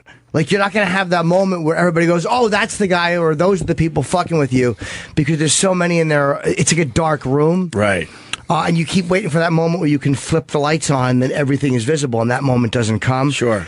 But she was getting so much, and maybe because she did respond honestly, like, this just makes me sad or bums me out. They're like piranha. They're like piranha. As soon as they know they got you, they get excited, they get hard-ons, and then they go and then harder. his friend and their friend, and all these fucking trolls that do that just attack. But it starts with let's start from the beginning, though. This Ghostbusters thing. We had Paul Feig, the director. He was wonderful. He was a great guest. We got a lot of shit for having the guy on. Why? We're kissing his ass. How dare you? Yeah, you can't possibly like this fucking movie. This guy should die. I'm like, die? What? He made a bad movie. But, Christ. But I'll say it again, and I apologize. I'm sounding like a broken record. I understand people disliking things. You have every right to do that. But the obsession and the level of hate that it brings out in people, I will never understand that. People are so outraged that they made a female version of Ghostbusters. I think, though, we have, as comics, especially like us, there is some responsibility that we have to take for the way these fans talk and act, because that's what we've created with ourselves. Your act sucks, or that infuriates. I hope they fucking fall off a bridge. Yeah. We're doing it as comics to emphasize the fucking craziness of it. We don't really want any harm towards anybody. All the comics I know are fucking very big-hearted people, but they don't see that side of us. They see the entertainment side of us. So we've created some of this too, because they're trying to be funny or edgy. They're trying to push buttons like we do. And then, you attack them back. Dude, what the fuck? I was just kidding, dude. I love you. And it's like, oh, how the fuck am I supposed to know? Yeah. They don't get the point that we don't do it to random people. Yeah. They don't get the point that I would never go to somebody I don't know or a movie that I didn't like and go to the star as me and go, you know what? Your fucking movie stinks. I hope you die. I would never do that. I would only do that to the people I love. Like saying Kirsten. Which is a fucking crazy thing to say, right? But it's No, true. I'm with you, I absolutely. loved Ghostbusters. It was so much fun. I hope he dies. I really do. Like I bashed people for movies I will you didn't drive like. over the Tappan Zee today? She's leaving the popular. I have no problem with people bashing. It's If the you don't level. like something, yeah. It's the level of it that is really kind of creepy and sad. And Leslie Jones, this was supposed to be a big moment for her. She finally got a huge movie. She's really good in it. She's very funny in this movie. She is fucking hilarious. And then She's really nice, too. This She's big lovely. This big moment is turned into where she's deeply depressed and sad and fucking She shouldn't be. devastated. She's going to get through this, and she's going to learn how to deal with social media now. Yeah, you can't let these I idiots. talked to the guy you hooked me up with, the social media guy. I wish it was Kevorkian. See, he loves me. That's why he can wish me. I'm trying to understand assisted suicide. I'm trying to understand that part of it. Right? I'm trying to understand that part of it. It is love. It's love, though, right, Bob? It really is love. Yes, he does not want my son Max, who considers him an uncle, to be fatherless. But Yeah, he actually said you never respond. Remy. Oh yeah, no, I think responding is okay once in a while. It depends on how you do it. Like when someone is like what happened was somebody was acting like she had said stuff, and people were actually responding like she had said faggot or something, or whatever the gay slur was. Yeah. So they thought that she had said it. So either they hacked her account or they copied, and they just made one that looks like her. So I think that she had the right to post that and go like, "What the fuck?" or Twitter, "Can you do something?" Because she doesn't want people thinking she's saying that. But the other stuff. It's like you're a stand-up and you're trying to get in there and fucking fire each one down, and it's too much. Well, then Milo got involved. What did Milo do? I have no idea, because what he said was he just didn't like the movie. Twitter has permanently suspended. He works for Breitbart, right? Tech editor, yeah. For Milo for tweets harassing Ghostbusters star Leslie Jones. They don't really explain his tweets for the most part in this article here. The conservative journalist was among several Twitter users who directed attacks at Jones in the days following the release of the all-female Ghostbusters remake. But they went hard. I don't understand that part of it. But did he go hard? I think what did he say? Well, did he say anything worth getting banned for? It says in his tweets, which are no longer accessible on Twitter because his account has been shut down, he called her work terrible and said that she was barely literate. First of all, that's just not true. She was more than literate in the movie, but that shouldn't get someone, I hate to say it, but that shouldn't get someone banned from Twitter. And he responded at the literate remarks. I did read them. If he said, and again, I like Leslie, she's my friend, so I don't like to see her bashed. But I think if you write to someone, if at first you don't succeed, then he writes in parentheses, because your work is terrible, play the victim. And then he writes, everybody gets hate mail, FFS. I'm guessing that means for fuck's sake.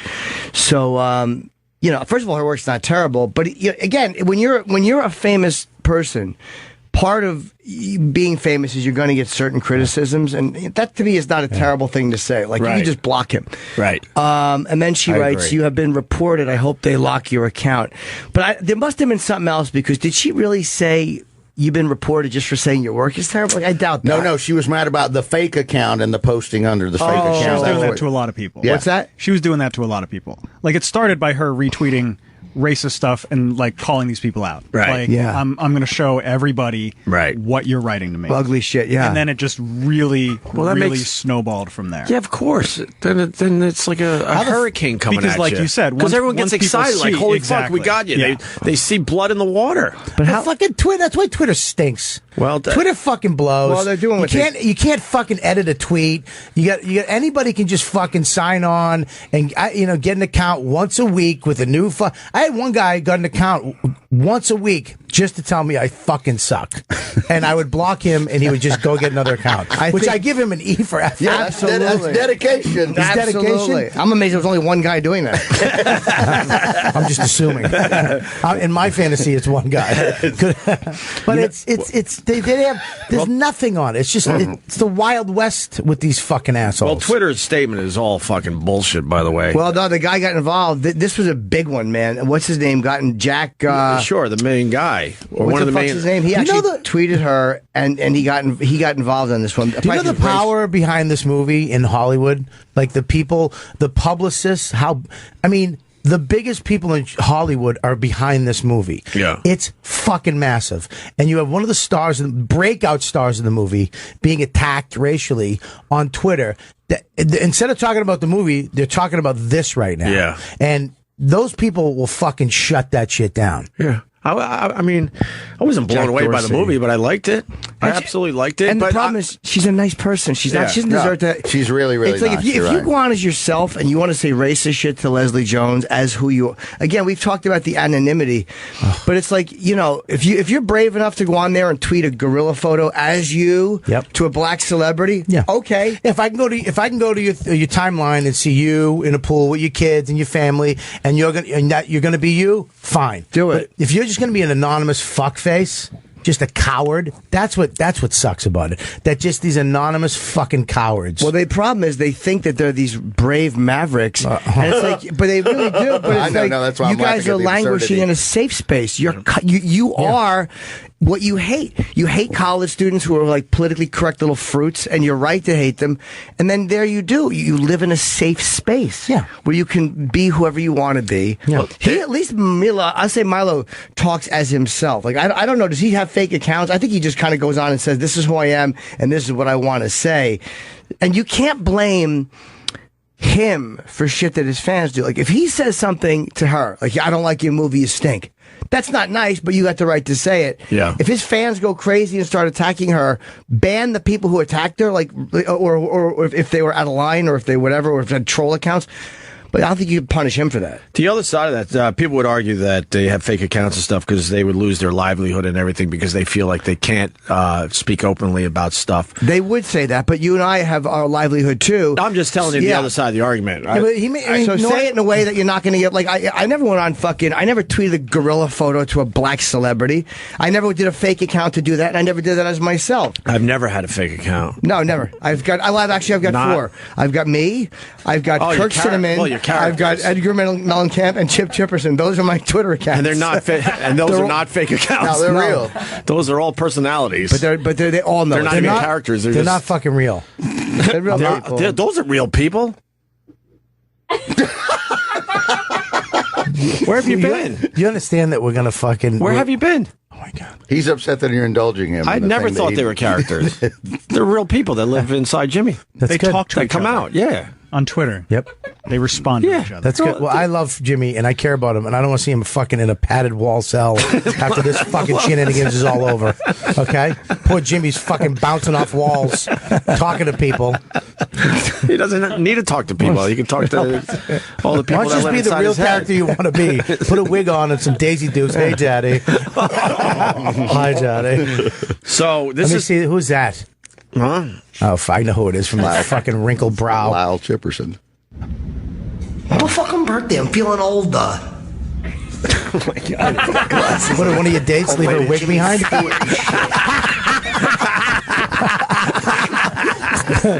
Daddy, I forgot my hat. Daddy, I forgot my hat. That's my favorite hat, Daddy. You asked me to dress up like George Washington. I said I would.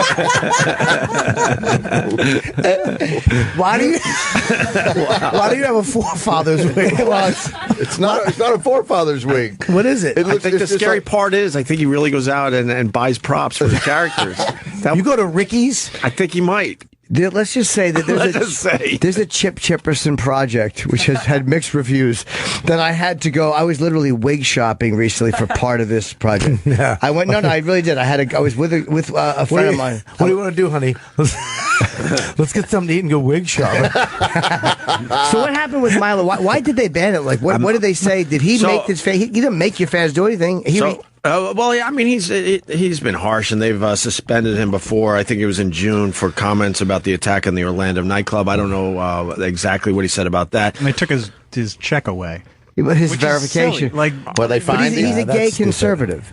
He's a gay conservative. But who gives a fuck? They take your check away. What?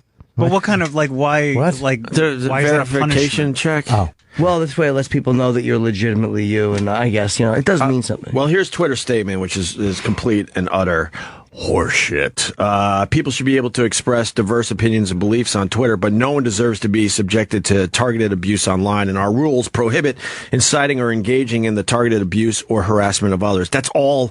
That's exactly what's happening on Twitter every day to many, many fucking people. What are they talking about? That's what Twitter has become. You go, you sign into your Twitter account and just beat the shit out of as many people as you can before the sun goes down. But here's the thing, too. It's like, even with like people who smash me, if it's funny, I'm cool. If you're just doing it, you don't like me, you've never seen me, you never bought a ticket, you're just trying to fucking, and fuck you, goodbye. Well, it turns into 5-year-old name calling. It's just name calling. Yeah, but some of these guys, look, man, there's a way. It's like when you used to do FM radio. I loved it because you had to find at all. You had to Nice. All right. You had to find a way to talk about awful shit, and I thought it was fucking great. I loved when you had to figure out a way, and some of these guys figure out a way to say some fucking crazy shit without being, too mean. But what these guys are doing, dude, it's just fucking racist. But Twitter's lying in their statement. They're lying in their statement. It's Twitter's completely out of control with the harassment and the abuse that's going on. Part of it is, though, I mean, there is the other argument, too. You don't have to check your app mentions. Like, it's hard to, of course, I check mine, but the reality is this. You can go on and post and share your day or whatever and not check I never read my Instagram comments. Twitter app actually has a thing, a fucking abuse monitor button. And you can turn that on, and It goes and it sees anything has been flagged as, and it just doesn't show you. So I don't see any of this fucking shit. And But they if I also- go on another app, all that shit comes up because they don't have that. But yeah, I don't look at any of it. There's a way, or you can block. I mean, it's annoying and it's insulting, but it's one of those things where there is the option of not checking Yeah, your but ad mentions. here's the problem with that though. Like I don't check. I try to put something up and not check. I had a guy fucking then castrate me because I don't respond to these. But it's like 9 fucking fat jokes, 2 stroke jokes, Game of Thrones guy, King Kong Bundy, and then this guy going, "You never fucking respond. You don't love your fans. You're a fucking asshole. I'm done with you." Oh, I'm sorry. Let me fucking scroll through. Let me take my self-esteem at the knees out for the day, let me read this shit, and then let me scroll respond to- through this pile of shit to find the cupcake. Yeah, well, I can't even get the cupcake around you two fucking assholes.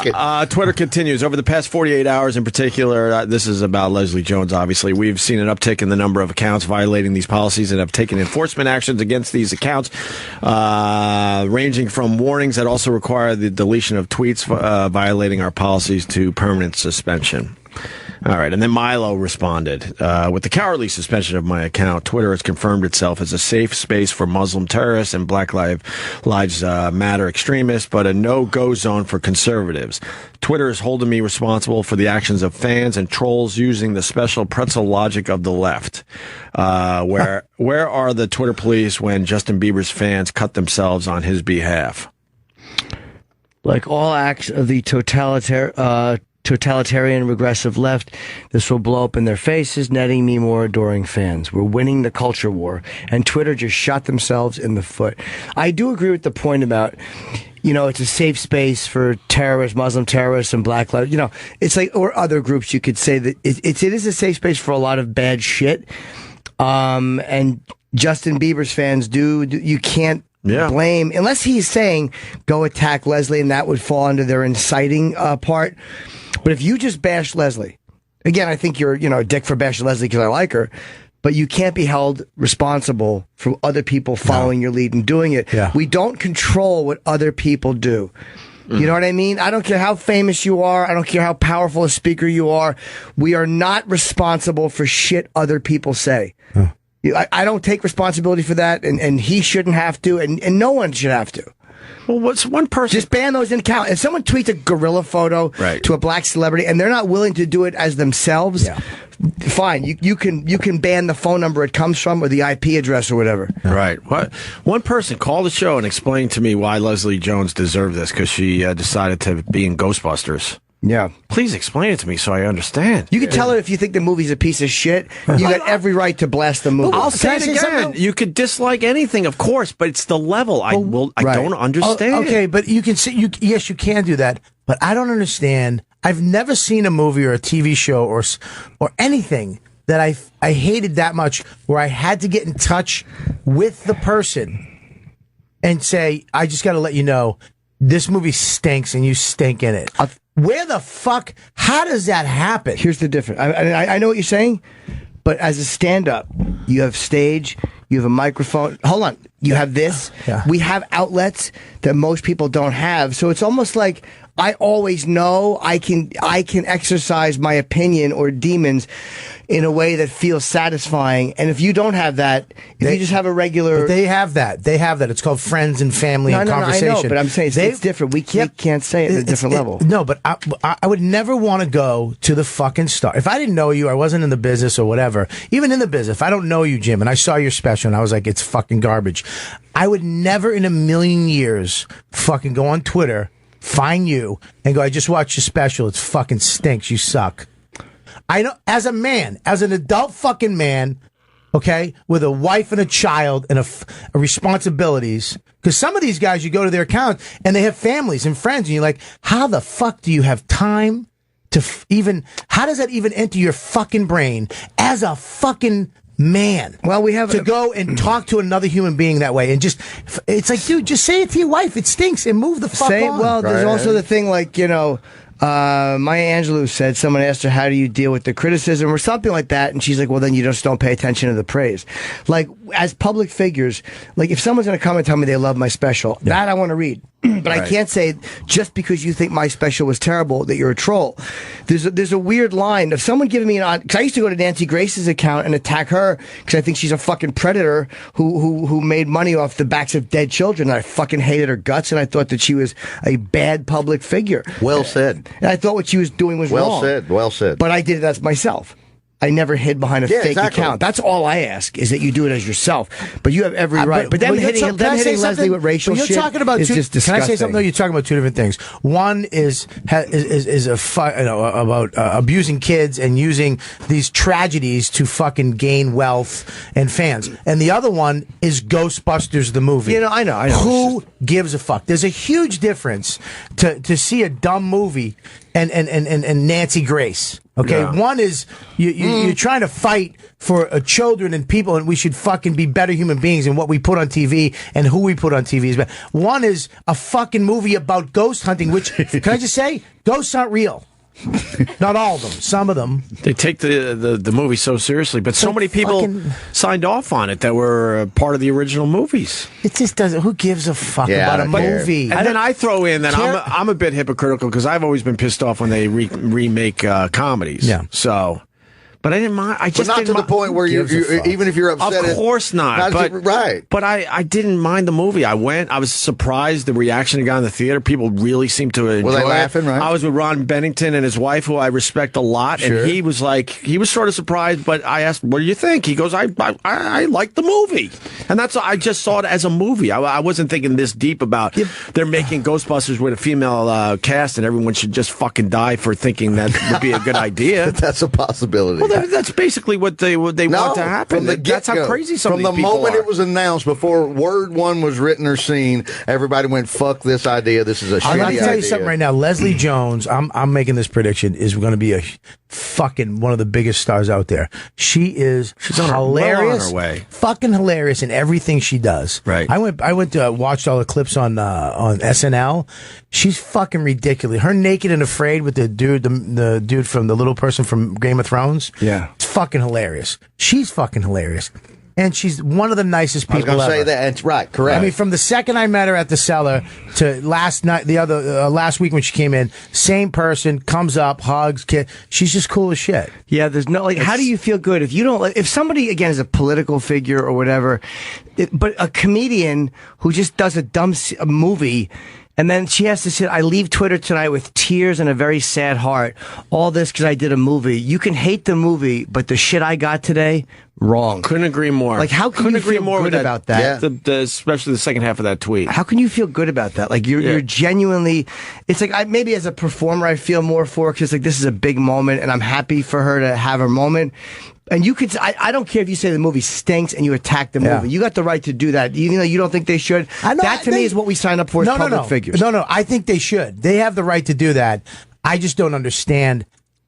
You just personally as a man having responsibilities, having certain amount of time in the day, things that are important to me. I don't know. It just doesn't even enter my brain to go on Twitter and tell the star of the show, who has nothing to do with the editing, the plot, or she just got a gig and was like, "This is great." How the fuck I would go to her and blame her and try to make her feel like shit of a movie? Have you ever gone to a movie though and paid for a movie or watched a TV show? Yeah. And you hate it. Yeah. And oh my God, you waste your money, you waste 2 hours of time. And I'm not saying this, but you want to fucking tell the person, I hate it. It does make you want to react.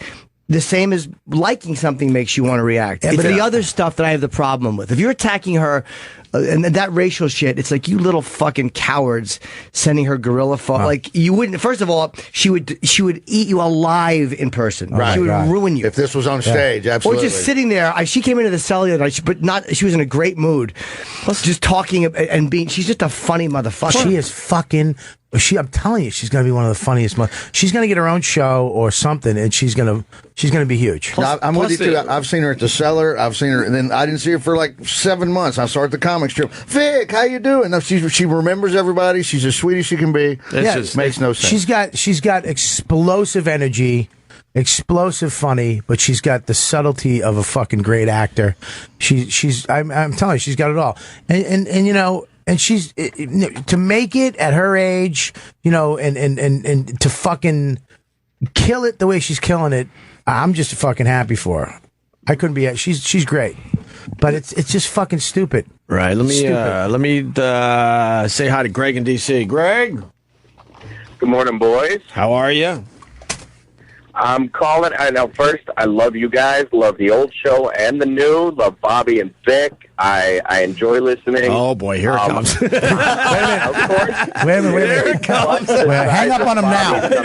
Let's hang up. It's a perfect phone call. Hey, dude, thanks a lot. We'll see you later. Have a good one. The setup means the setup means there's a doozy coming.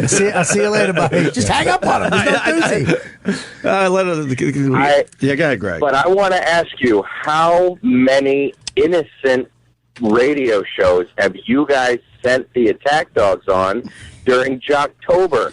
How many people have you guys had the pets go after over the years? I'll tell you. Can I tell you?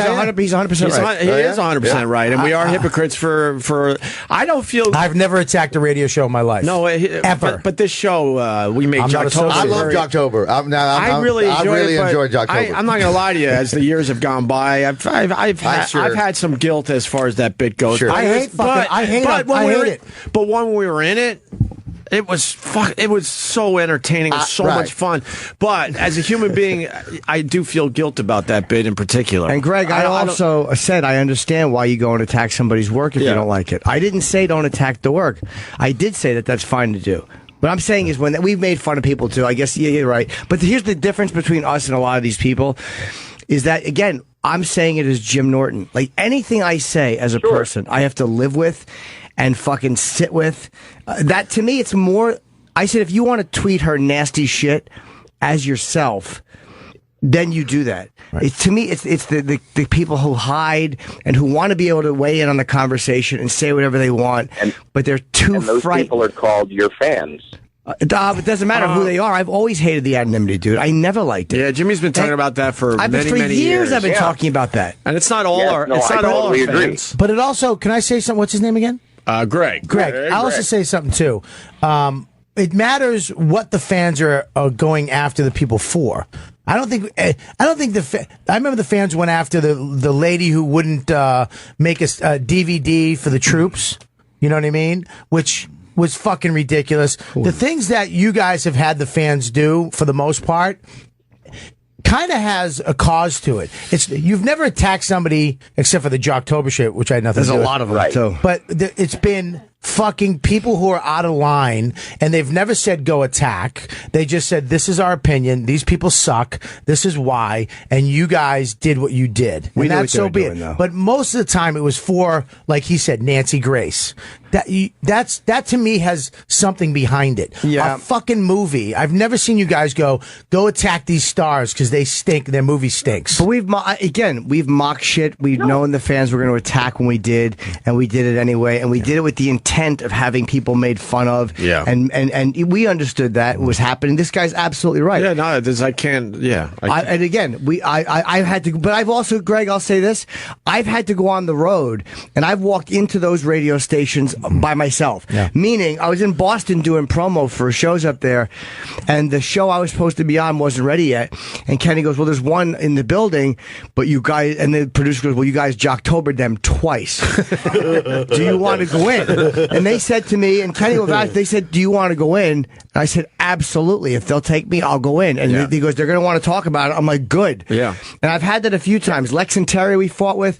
I went in there by myself. So it's almost like you got to own up to that. And we talked about it. We wound up laughing about it. But that to me is the only problem.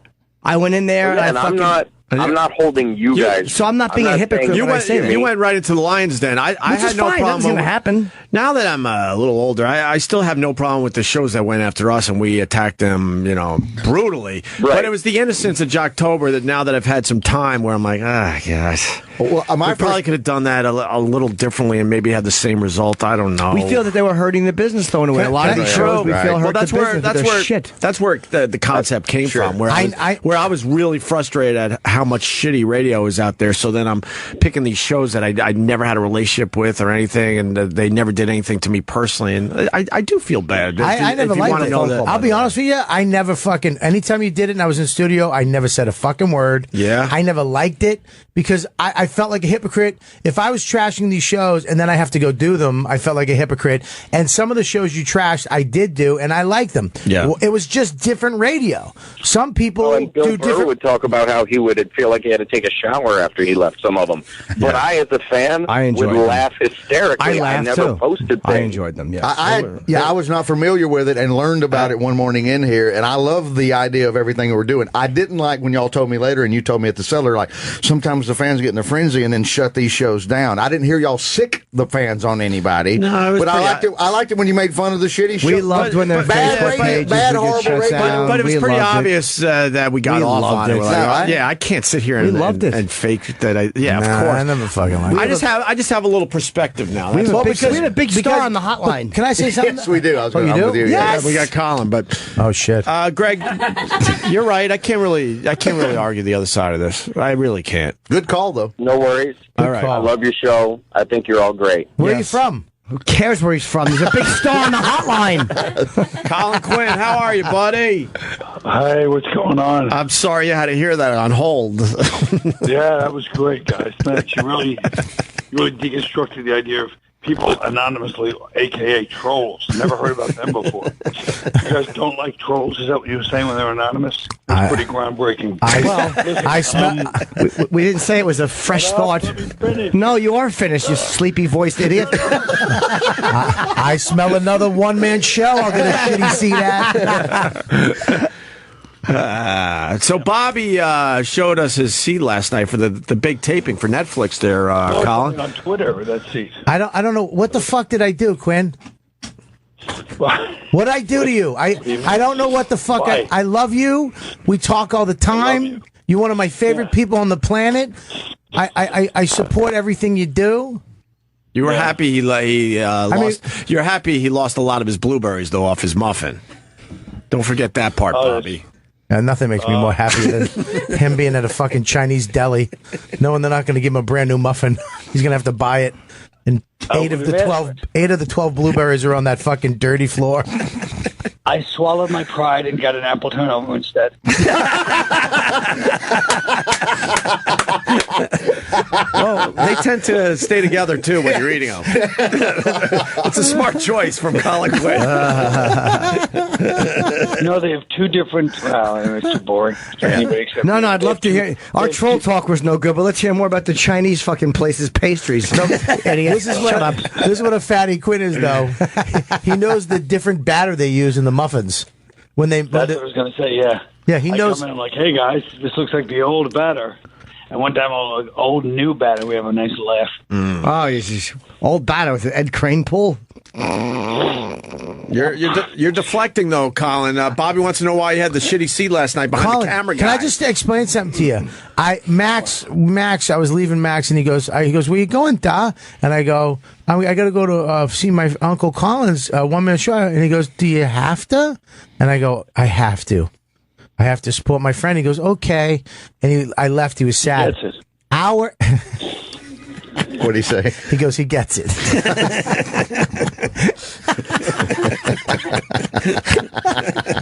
He goes, I sat in an hour and 40 minutes of traffic. I get down, I'm screaming, yelling, illegal moves, get down there, park my car, $50. I run from the parking garage to the theater, okay? Exactly. He ran across the Tappan Zee. You saw what happened. That sounded like an early morning Quinn laugh there on the phone. I'm not gonna. Colin enjoyed that one. I was going to say, Colin really enjoyed that one. But that was so good, I wasn't laughing. I'm not helping at all with that one. That was a fucking great one. Yeah. Fucking, I get there. They run me upstairs, literally upstairs, downstairs, round into the front door, and then they say, "Sit here. We have your seats." So I'm sitting there waiting for my seats. I'm like, "Oh, these are good seats." We know what happened last time. That's never going to happen again. I'm never going to have that again. That's your mistake right there. I'm never. No, but What happened last time? Well, last time he sat me. Yeah. Fucking 2 seats from the back to the left behind a cameraman. No, tell what happened. Tell it out how you want. You walked in. I walked in. I literally handed the lady my tickets. I go, "Hey, I'm Robert Kelly," and I was like, expecting her to go, "Oh yeah, of course." Yeah, we have you seated right here behind Governor Connolly.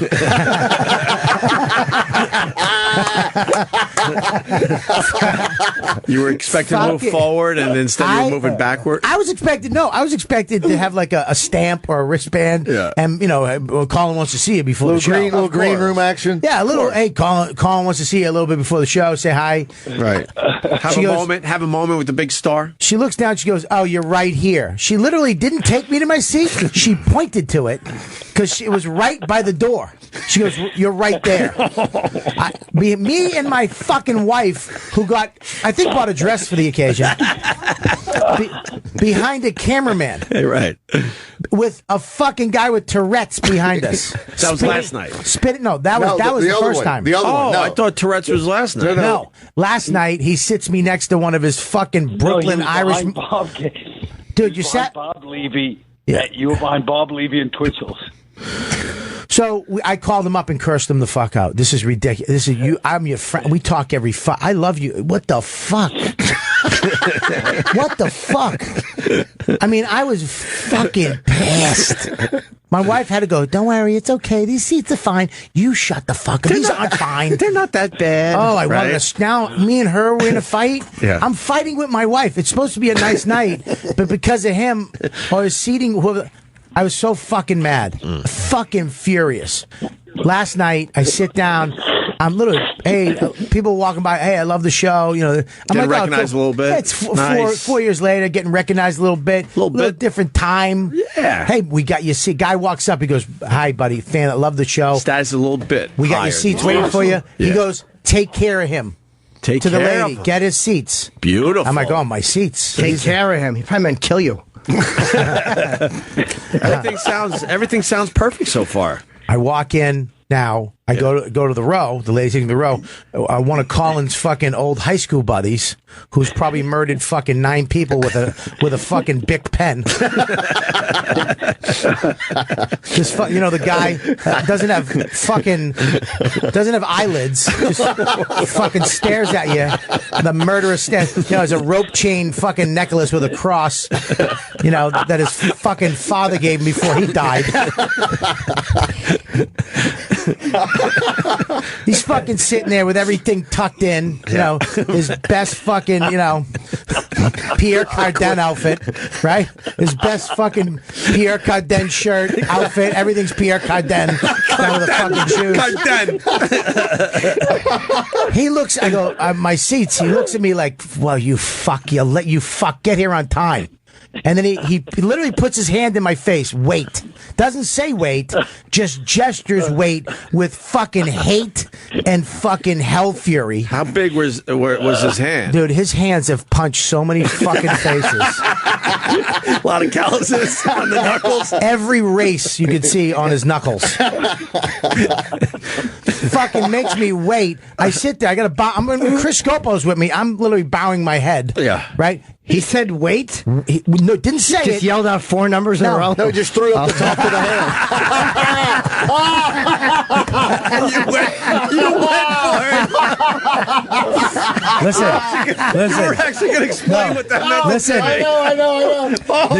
Listen, the genius is not in the joke. It's the 4 numbers. This is why Norton is one of the funniest. 4. Right. No one quicker. Wow. Holy shit. All right. So then he's got his date that he met at a fucking AA meeting. He's got to fucking get her out. And I know he's a killer. The whole time he was looking at me out of the side of his eyes. He was mad after the fact. I'm telling you, he was gonna take his fucking belt buckle knife he got off a Sky Mall and fucking shank me with it. Why was he mad when everyone was finally settled? Well, then I sit down and the fucking the chubby chick who was excited that there was nobody sitting there, she fucking literally buried her fat elbow into that armrest. Like, hey, fatso, I'm fat, you're fat, and my fat's winning. And so I had to hold my tits. You were just hugging your own body the whole time? I just had a fat guy coach it the whole way. And then I sit down and there's a fucking camera guy right in front of me. I was so mad I was furious. I was mumbling, you motherfucker. I was like Pesci, you cock, get your shine box, you put me on a fucking camera guy again, you fuck. How do you think the camera guy felt? I got to shoot this mediocrity and hear this fat guy complaining behind me. Wow, I thought that would get a bigger laugh. Yeah, we know.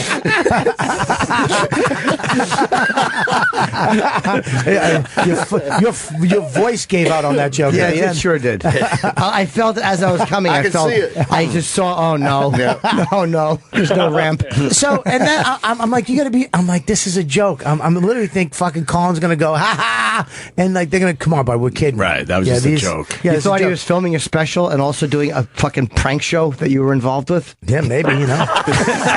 Never been done.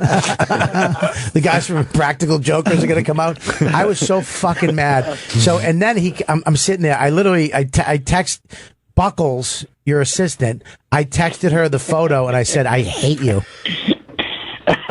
And this is why he's really enjoying this. Every time he gets an assistant, though, they don't give a fuck. She types back, "Hey, if it makes you feel better, I'm standing." No, it doesn't. It doesn't make me feel better, Buckles. I'm literally. Why Buckles? Why the name Buckles? Colin, I'm your fucking one of your best friends. I fucking love you, dude. I fucking love you. Please tell me it was a joke. Just tell me you were in on it. Just tell me you were in on it and that the fucking paranoia can go away, that your fucking audience coordinator isn't trying to fuck me every time I go to your show. I'm going to tell you the truth. Please. One time. Okay, thank you. You can never ask me about my business again. That's from The Godfather. It was a joke. Was it? And then the doors closed. Was it a joke? No. You got excited for a minute. What? Wait a minute. What? What? Who is? Obviously, it was. It's not obviously a miscommunication. It's not a miscommunication. There's no miscommunication. How many times am I gonna fucking yell at you and tell you I assure you. He came in. I assure you it will not happen again. He came in late. You said 4 years ago you promised me it would never happen again. 4 years ago you promised me it would never fucking happen again. We talked about it a week ago. I brought it up a week ago, and you said yesterday. No, yesterday when I talked to you, I said you have to tell Buckles the story about the first special. Remember? Yes. And you fucking douche me. Do you know? I was looking. I wanted you to see me. Every time you came out, I had to look around the side of the camera. You understand that? Oh Jesus! I had to peek around the camera to see you. I can assure you fell for it again. You're like Charlie Brown trying to just kick that fucking football. You just want to believe that Colin's going to take care of you. Where did you find Buckles, Quinn? The situation will be rectified. You said that last time. You fuck. Is the audience coordinator the same lady as last time? Excuse me. Yes. Yes, Samantha Black. Yeah, that's great. Thanks, Samantha. I'm telling you, and I went to the cellar. Here's what a shit night I have. An hour and 40 in traffic. This happens to me. I'm fucking bullshit. Then I got to go to Dan Soda and Jay's bonfire, Big Jay's thing. They have an anniversary. I got to go do that. I got to be there by 8:30. Okay, it's 8 o'clock when I got to run all the way up. Fucking running. No, running. Drive crazy. Get up there. Park the car. I get out. I get to the desk. It's Sirius. I go, I'm here. I'm at Sirius. She goes, no, it's at the Village Underground. Fuck. The producer of that show forgot to tell me it was at the Village Underground. So now I have to take a train downtown. I get on the wrong train. Oh my God, Bobby. Oh no. What happened train then? did you get on? The end. One to Dachau? Hang on, let's try that again. Colin enjoyed it. What train are you Colin on? Fucking Unfunnyville? Hacky Town. Those aren't real trains. Hacky Town.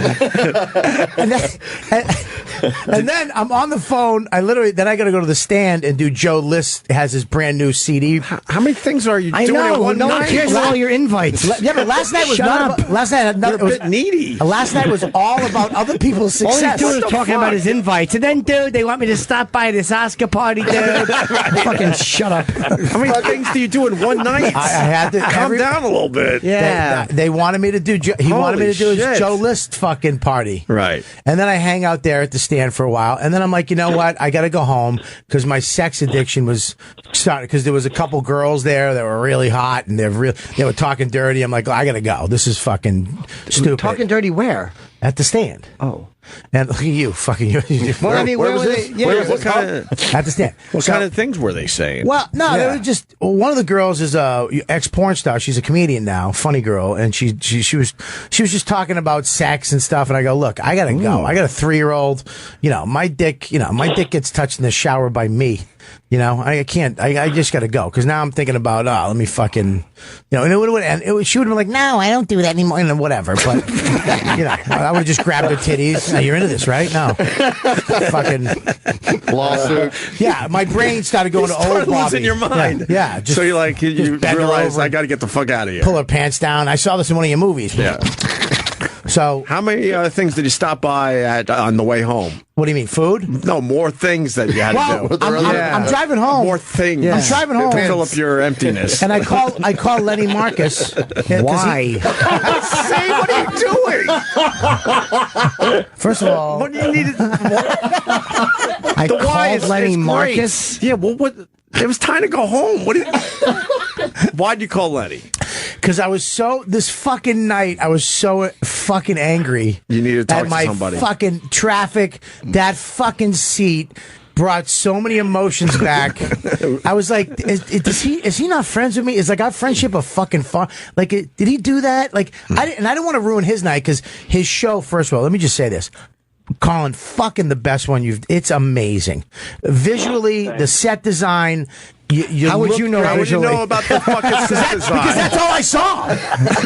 That's all. I didn't see him. I saw all the fucking props to the left and right. And the only thing I would Did you get to see the show through the camera guy at least? I through did. The camera? I had to watch through the camera when he kept most of the show was him center Through stage his monitor, and I couldn't see him. I could only see like one arm, like one little thin finger twitching.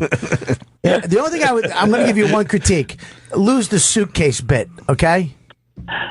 It's too late to lose it. They filmed it. I know, no, but he goes over. You grab a couple suitcases and walk over like you're an immigrant, and then you put them down. Telling special, dude. I'm not spoiling it. That's a spoiler. Yeah, alert that's right there. spoiling the suitcase bit. What the fuck, dude? That's all right. Whatever. Listen, that's the grand finale. If somebody said that to Gallagher, he'd be broke today. Damn it. Yeah. Dude, just stop hitting the fruit, dude. You're wasting food. Get rid of the giant couch. Get rid of the giant couch, Gallagher. Just use a normal sized couch to sit on. Why'd you have to fucking try to top the fruit man, joke? The fruit joke was good enough. First one was amazing. Yeah, and then with a sniffle at the end. Stupid sinuses. Let me The explain sniffles because he knew it wasn't working. What? Let me explain at least my reasoning, even though we all know it bombed, obviously. I just thought, I didn't even think I'd have to do the joke. I thought the visual of Gallagher, a little man on a giant couch, would do all the work for me. All the work. So paint the picture. Everything else falls into place. So I'm fucking driving home. I call Lenny Marcus because I'm still furious. Sure. And he picks up the phone because he's the only guy that's going to pick up the phone. You know what I mean? So he picks up and we talk. We talk a lot at night, right? And I tell him about I'm going through the whole day like I just did. All of a sudden, fucking, the West Side Highway, they shut it down. I'm in fucking. I literally got. I was just like. I looked up at God and I went, "Fuck you, God." I was in an hour traffic last night on the West Side Highway. Why? What happened? Then it's not done. Then I get back to my town, my little town up in Westchester. They're doing road work. They shut the main drag down. I had to go like all the way the fuck around the backside to get to my house. In the middle of the night, I hit 2 traffic jams. Jesus. Going home. If you wouldn't fill your calendar up with so many events, you might avoid something. Yeah, maybe. You're zipping around town, Mr. Showbiz. Right. Visiting all your buddies. Yeah. You wrap it Showbiz up, buddies. calling your powerhouse friend Lenny Marcus. And someday he might be. Yeah. I got to get that cruise ship connection. So, Colin, what do you say about all this? I say, I don't know what occurred. Obviously, there's a terrible miscommunication, Robert. There you go. Colin, there's a good answer. Well, it's not going to be rectified, okay? It's not going to be rectified. Even though you write an hour one-man show every fucking 8 months, it's not going to be rectified because I'm not fucking. Oh, wait a minute. I don't want your tickets. I don't. We got. We've heard all about your trials and tribulations. Now let's look at the other side, your side. Obviously, you came very late to the special, didn't you? I pointed that out to him. Yes. Traffic. Yeah. Yes, you came in very late. Yeah. Well, strutting in. Yeah. Not my. I didn't strut. I don't ever strut. Were you the last person to arrive? Yes. That would. Oh my God! Then I'm on Colin's side. Oh fuck you! Colin. When you got a seat, you got a seat. I'm on Colin's side. Maybe they didn't know you were coming. They had to fill your seats. Fucking no! I was texting this. I'm on my way. What is he going to do? Leave 8 open seats up front? They have to. That was just me. I hope Twitter. Cute. I hope Twitter blocks you. I hope you get taken out. You know what? The fans are right. We're fucking shit people. We're just shit. We've taught you wrong. Being cute. Listen. First of all, yeah, you Second, wait. So you came. You're the last person in. Yeah. Second of all, you come striding down the main hallway. Your $50 parking ticket in your pocket, and you're forgetting part two. Another person had to stand the whole show. Literally had to stand. Didn't have a show. His name was Jerry Seinfeld. Oh, way to go, Bobby. Fuck him. Listen. Fuck him. Say fuck Jerry Seinfeld. Fuck him. Fuck Jerry. I said it. Yeah. 3 times. He's a multi-millionaire. Let me tell you something. He could buy the building. He's the producer. He's supposed to stand behind everybody and look at everything. He Okay. probably would like to sit in your seat to see how it's looking through the cameras if he's producing the show. Yeah, just what's making up? sure the angles are right and all. Listen, right? fucking Jerry. Listen. No. Colin, I'm completely on your side. No, you're not. I'm totally serious. Yeah. Why? Last guy in. Yeah, Bob, Buddy. you walk in like you're the belle of the ball. Last guy expecting in. a fancy seat. How many seats did you have for family and friends, Colin?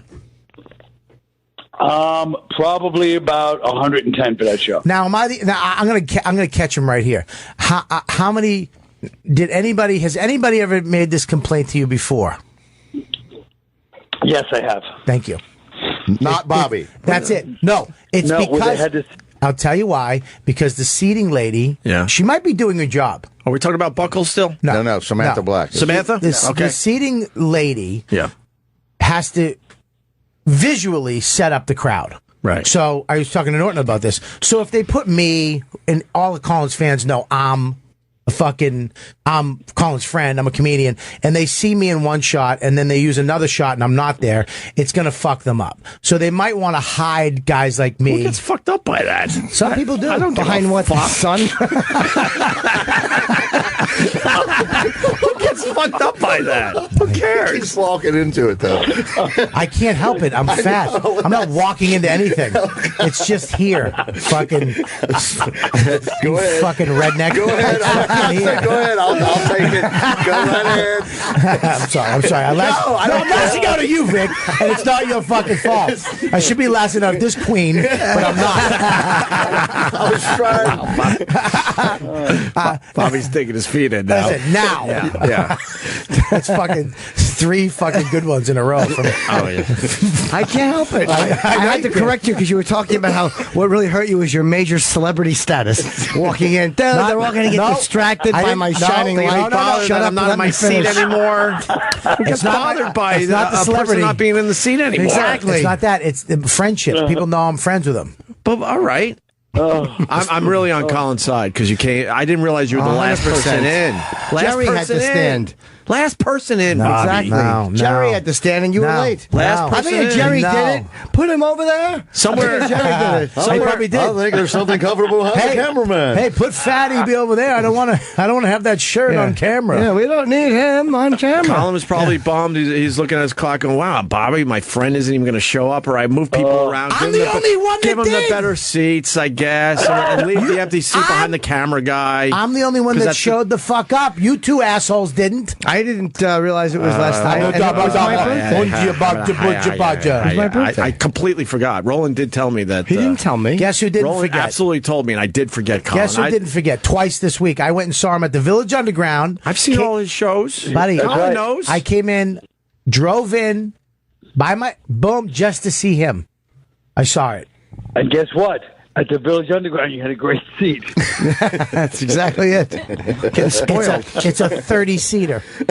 See? But one of those seats were for you, Bobby. That's And right. it was a good seat of honor. This is the problem with me. You. I had such expectations going into this because of last time. I honestly thought that I was going to have like a seat with a thing on it, like a fist.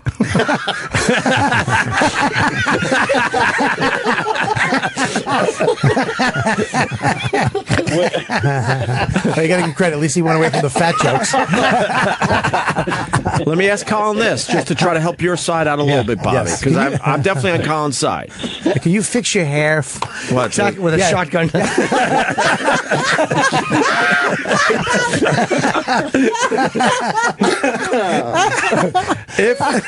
Fucking little rascals, fix it. Pick your palm and get it down. It's fucking bugging me.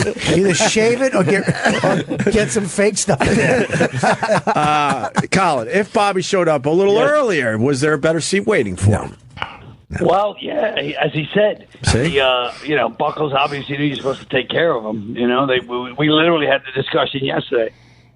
Exactly. Like, tell him about last time. Yeah, exactly. So there was a better seat for you, but as it was getting closer to... They knew I was coming. To showtime, they were moving people around. They said, we have your seat waiting. They had that was my seat. If I showed up at 5:30, if I helped turn the lights on, same seat. That was my seat. I'm going to try to get Buckles on the phone and clarify the situation. I asked you this earlier. Where did you find? Why is she called Buckles, and where did you find Buckles? Yes.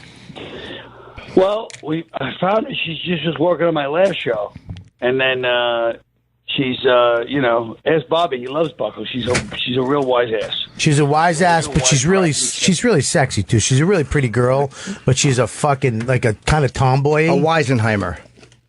Yeah, she's a tomboy, right? Yeah, tomboy. Is her name Buckles? Yeah. No, yeah, Krista, yeah. Okay. She's really cool, but except for yesterday. I fucking, it's well, I'll never guys, I'd like to stay, but they just opened a new Denny's down by Wall Street, and I'm going to it. Are you really? No. They opened a beautiful Denny's. Yeah. Right by Wall Street. Sounds kind of good. I hope you get a shitty seat. It's not only good, but it's got it doesn't look like a Denny's. It's like from a classic old building. Nice. So it really looks like the restaurant Michael Douglas and Charlie Sheen met back in the Wall Street. Beautiful. What are you going to get in Denny's? Yeah. What are you going to have for breakfast? Can I tell you what he's going to get? I'm thinking of going with the Grand Slam. What's that? I forget it. I was going to tell him what you're going to get. They have a build your own Grand Slam in there. I like that. What's in a Grand Slam? Everything. Pancakes and two sausage, two pancakes, two sausage, two bacon. Ooh. I think eggs. That sounds eggs. good.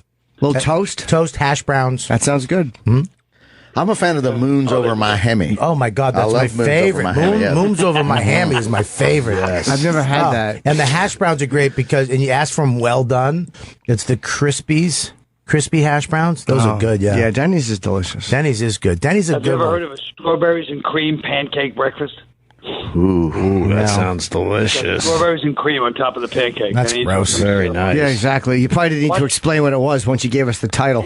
Yeah. What could a strawberry and cream pancake breakfast consist of? Fucking idiot. It's on everybody. Yeah, all you morning. fucking groggy hen. That was good.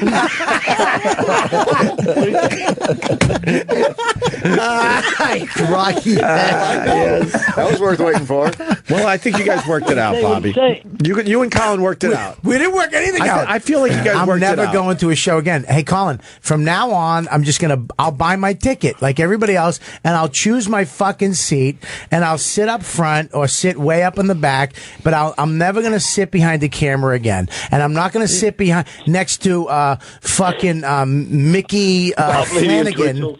Mickey Flanagan, who's fucking murdered fucking 8 pimps in the last week. He's probably happy you finally got the hint.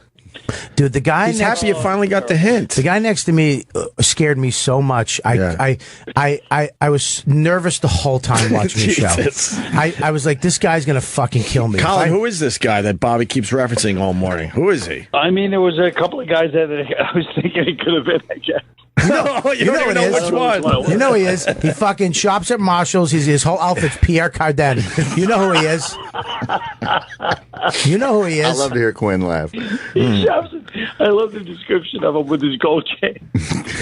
You know who he is. He fucking. Not a couple of them fit that description. Colin Quinn has fucking murderers, just the toughest guys from Brooklyn ever. Well, that's why he can't narrow it down. He's sitting here telling you right now, I don't know which one you're describing 9 of them. That's pretty impressive. Yeah. But he's not sure which guy that's what it I'm is. The way he described the guy's outfit, I was laughing so hard. Listen, man, your show get all dressed up, everything tucked in, you know. Your show last night was. I mean, I'm not saying this.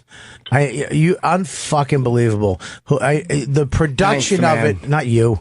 The production of it was the best yet, dude. I mean, the set, the way you walked around it, everything you did, it was fucking great, dude. Except for the suitcase. The suitcases bugged me because then you cleaned up at the end. Why did you pick the suitcases up at the end? You can't give away the end.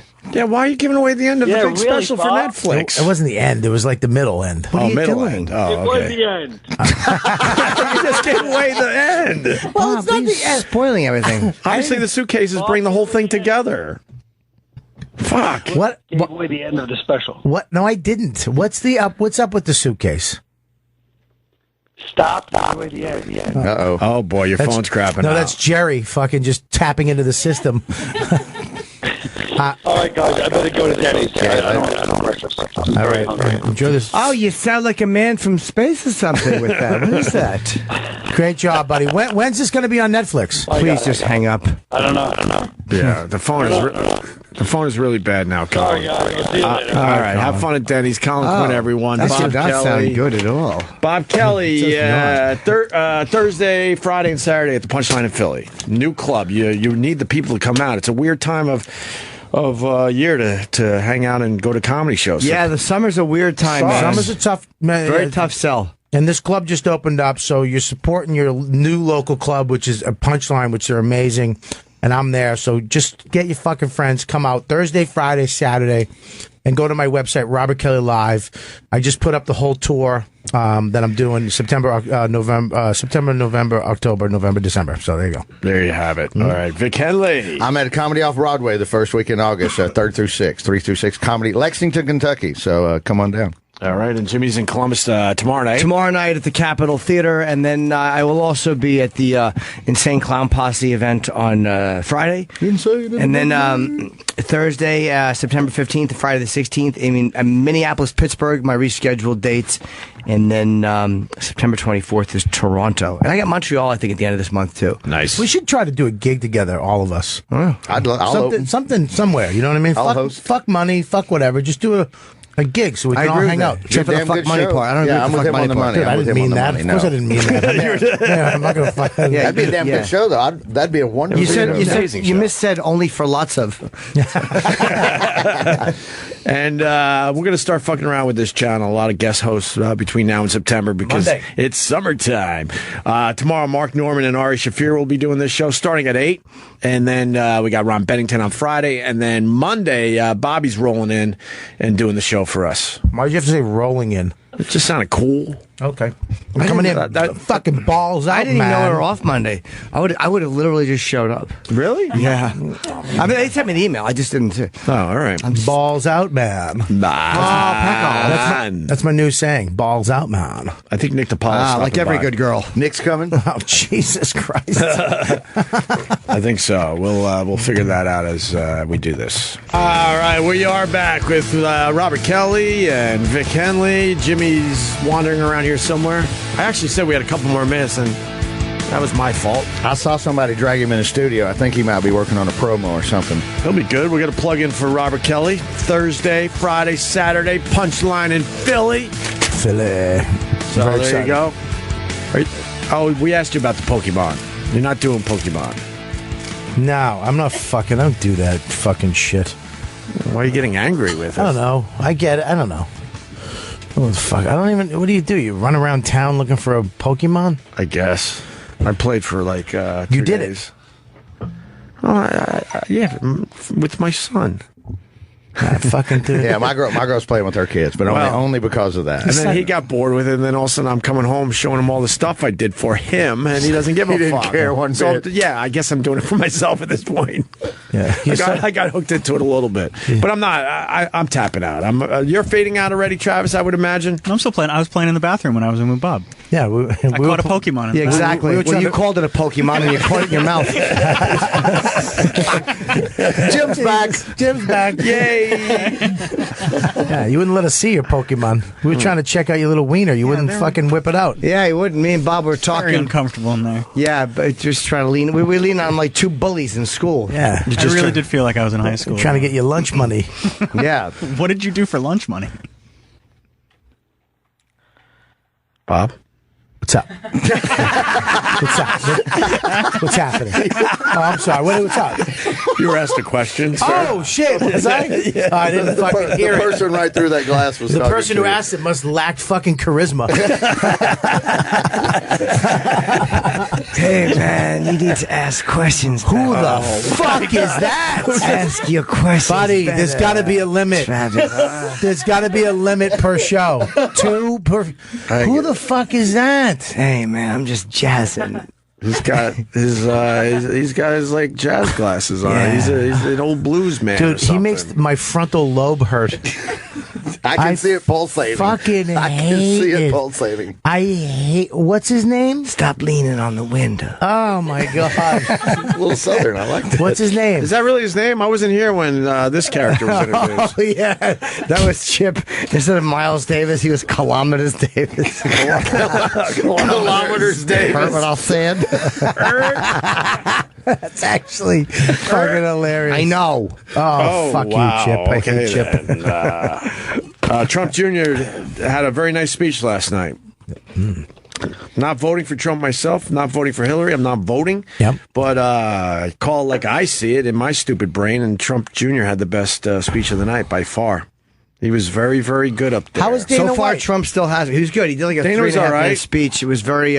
He was very loud. He was screaming a bit. It was personal. He talked about his relationship with Trump, and Basically, Trump supported the UFC before anyone else, more or less, before it became huge. People are probably loud because the monitors suck on stage. You also have to be because everyone's standing. Yeah. I looked at that. I'm like, why does everybody yell? And then you see it's a bunch of people milling about. It's like a hell gig. That's a fucking really difficult. So you're trying to get everyone focused. So Yeah. if you yell a little louder, then people will turn and focus on the stage. But yeah, he's they're friends for 20 years. It's fucking great. I love. That's why I love Dana White. He's just fucking Looks good up there too. Yeah, Sharp. Yeah, he's jacked up. Let's hear. Can I hear a little bit of it? That's a guy that just made what? What are they saying? 4 billion.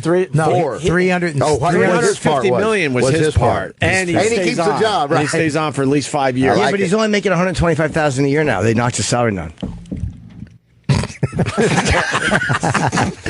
Yeah, but he gets free merch. All the free merch he wants. T-shirts. He gets hats for cost. Remember the time we went to the fucking UFC? They're so good to Jimmy. They're so good to all of us. All of us. Unlike how you were treated at the Colin Quinn special. No, the opposite. The exact opposite. That would be like that would be like if we went to UFC and they sat us under the octagon. Reed Harris, who is the fucking best guy ever, took us in before everybody and took us to the merch store and said, "Get whatever you want." No. Wow. And me and Jimmy, the fucking little white trash nickel chasers that we did. Like, you know, Of course you do. Some people would be like, just give me a shirt. No. We went fucking hats, bags. Hog Wild. So fucking great. Yeah. The greatest stuff ever. Yeah. Well, our pal Dana White did a very good job last night. Yeah. Here's just a little taste of what he said. And let's be honest, folks. We need somebody who believes in this country. We need somebody who's proud of this country and who will fight for this country. That's everybody. Let me tell you something. I've been in the fight business my whole life. I know fighters. Ladies and gentlemen, Donald Trump is a fighter, and I know he will fight for this country. There you go. You can tell he's a little nervous too. His hand was shaking a little bit. Oh, dude, that's a big one. You That's a can't. big gig, they said, though. It's big, how many dude. million on TV? 30 million or something like that? What were they saying? They were throwing some numbers around. Trying to remember. Giuliani was screaming too. Giuliani was awful. Yeah, he was horrible. Danny's just talking a little louder than normal. Yeah, no, but like you said, it is a hell gig. That's no better description than thousands of people milling around. Chris Christie talked last night. Did a whole bit. Guilty. Did he mention guilty or not guilty? New Jerseyans? Did he do the whole thing? There's a construction worker walking right now. I was waiting for that. Watching No, he just focused on Hillary. Didn't say much about Trump in general. It was more of let's focus on Hillary and how shitty she is. And then was asking the crowd, is she guilty of this or not guilty? And every answer, surprisingly, it was guilty. He didn't give her any not guilty. I thought he was going to throw a not guilty in there just to trick everybody. I feel bad that ever since he's not going to be the next president, he's getting fat again. I just know what he's stress eating. You understand. You understand the position he's in, right? Yeah, he is fucking. Yeah, if sex and drugs didn't get picked up for a third season, I'm going to be fucking. Me and Ralphie are going to tour on 2 tour buses that are connected together. Dude, this fucking. He looks bummed out. Dude, look, he's eating. He looks like I did all that and I got nothing in the end. I think he's surprised. I really believe he's surprised. That's why I tell fat people, don't ever throw out that suit. Keep that fat suit. You're going back in it? No, you got to get rid of it. That way you don't grow back into it. I bought all smalls, my shirts, and if I put a couple back on, I feel it, and it makes me go right back to eating right. Because I fucking feel it. I can't put a larger shirt on. What size dresses did you get? A couple of caftans, a moo-moo. Give me a taste of Chris Christie from last night doing his guilty, not guilty I don't wear game. dresses. He said, garbage. Now, finally here at home, in one of her first decisions as Secretary of State, she set up a private email server in her basement in violation of our national security. Boo! Boo! Let's face the facts. People stink. Hillary Clinton cared more about protecting her own secrets than she cared about protecting America's secrets. Oh, shut up. Good tie-in. And I like him. Then she lied about it over and over and over again. She said there was no marked classified information on her server.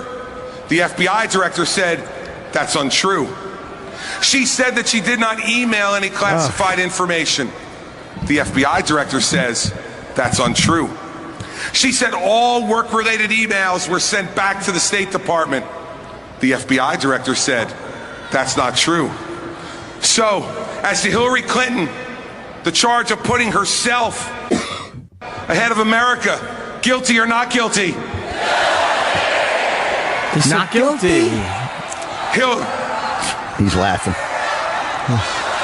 He didn't think he was going to get that big of a response, and we made him laugh. He made himself giggle. The bit was terrible. That's not a good bit. No, he did that about 6 to 8 times. He would say something shitty that Hillary did. Yeah. Is she guilty or not guilty? But someone has to give that speech at this convention. Yeah, Somebody's got to give this speech because he's a better speaker than that. He didn't have to do a hack bit, guilty or not guilty. But here's the thing. It's not about that. It's about letting the American people know that she is a fucking phony and she's a liar and she's guilty. That's all that is. Someone's going to give that speech. It just happened to be him. Yeah. Someone has to say that because the whole convention is about getting people to fucking, like people like me who I'm not really on a side will go, oh, she did lie and fucking Dana White is fucking right, and then dumb and then you're like, oh, I'm going to vote for fucking Trump because I don't know what the fuck I'm doing. They're So- all liars and phonies. They're politicians. Right. That's in their resume. Right. You can't run for office and not be a liar and a phony in America and not fucking. You won't have a chance. Did you see the Hillary tweet after that? No, I don't know. What? Go to the Hillary tweet because then that caused some controversy, and then tell Leslie Jones she didn't like the movie. I saw an ad from her yesterday in the middle of the afternoon where it's Trump's actual words. So she's taking excerpts from Trump speeches,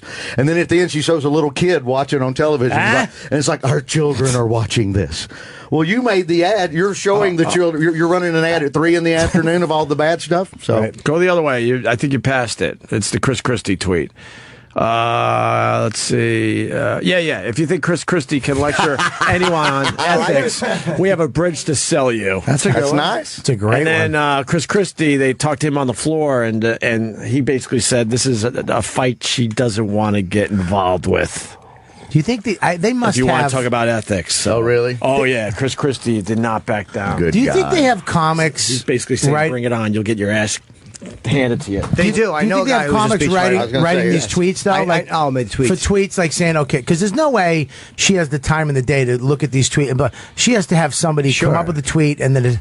I would imagine that they're coming up with tweets constantly and quickly texting her like, "I'm going to send this out," and she quickly sends. She can't. Yes or no. She can't quickly send any. You of don't these even tweets think out. that? You No. can't. I mean, they're sending the actual possible tweet to her. Yeah. Just to run it Her by people, her, and she her, goes, yeah. "Yes, Yeah, let's bang. go with that." Somebody's doing that. Yeah, I believe that. Because there's sometimes one of her tweets has a connection to it that it's supposedly showing it's really her doing it. Yeah. You know, all the other regular ones. Yeah, if there's a C at the end. There's something. Right. Seriously, it is something like that. Yeah. It is really. I think it says like HRH or something. Yeah. Like Obama does the same thing with his BO. tweets. Yeah, Yeah, so- but Barack Obama. yeah, that's directly from him. Yeah, I like ugly jackets and ham. That was her tweet.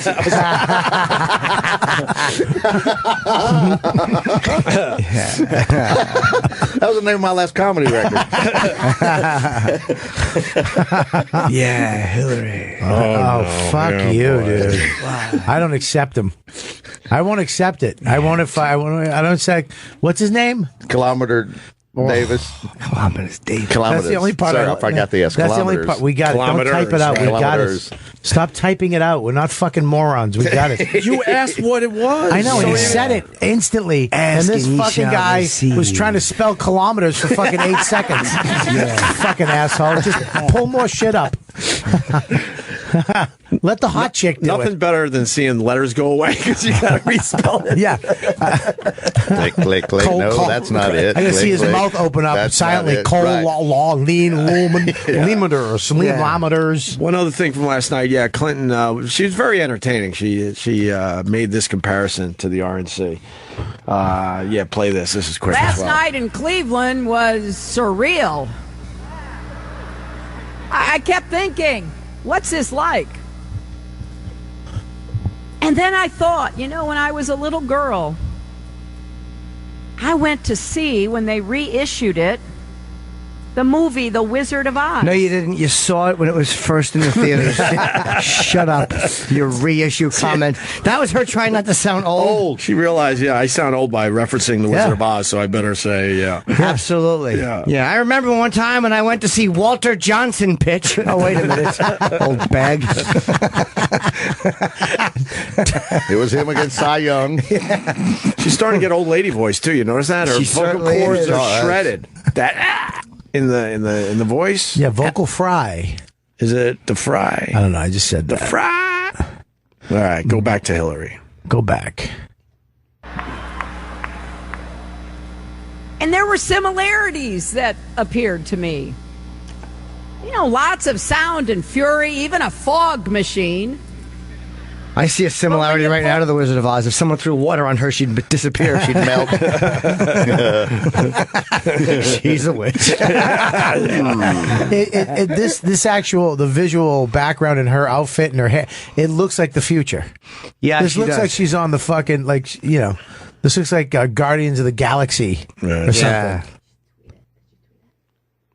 What, Noah? She can kiss my fanny. They're watching it, really. What, Noah? No, nothing. I asked Paul if he tweeted the article, Oh. video. Are you guys reading a book on how to bring a show to a screeching halt? It's on her clipboard. Yeah, we're going to go back to your clipboard in a second. So, but first, go ahead. Oh, clipboard. How to bring a show? Side talk silently, but enough so that everybody can hear it in the microphones. We should get that on the. Go ahead, Paul. But when you pulled back the curtain, it was just Donald Trump with nothing to offer to the American people. I know. Can she stop fucking talking like that? I might consider her. First of all, get sleeves that reach your wrists. Second of all, her suits fit like a concert T-shirt from the mid '80s. Fucking short-sleeved goose egg. She's not sure if she wants to go long sleeve or short sleeve. She's not sure. But how many bad fashion choices? It's like her trademark. As Bobby said, it's bad. It's her trademark. It's horrible fashion decisions. I heard fucking. I've never noticed the sleeve. It stops right now. It's on a lot of her outfits. It's not long. It's not short. I know. Look, we just gave a whole speech about not picking on people. I know. And all, you know what? We're scumbags. We should all be blocked from life. But if you're running for president, your fucking clothes shouldn't fit like the Incredible Hulk's. Like your fucking sleeves reach your wrist. I think she wants to go short sleeves, but she probably has really bad liver spots above her elbows. Well, look, I know about certain when you're certain sizes, but like she's like me, I go to a tailor. They're like this. You possibly can't. Your waist can't be this big. And your stomach, and then your tits, and then your legs this small. You know what I mean? So I have to get like a little boy's pants because I have little thin Irish legs. Those are nice. And then I have to get like fucking a fucking fat guy suit for the top. And Mix then match. And a baby tie. It's weird. So I understand. All right, I was a fat kid. My mom. I was so fat we had to buy the bottom. I had to buy the pants in the men's department, and we just had to cut them off. Shit. Yeah. I could buy the top in the kids section, just like you said. Yeah. But we had to go to the men's department for the can't pants. imagine you being fat, Vic. Oh man, I was 40 pounds bigger than I was supposed to be from like 4th grade to 8th grade. What were you eating? Everything in sight. I came here for a month on vacation, and my uncle and aunt would ask me every day, and we're in New York City, and I'm a kid. They're like, what do you want? I'm like, pizza and lasagna, baby.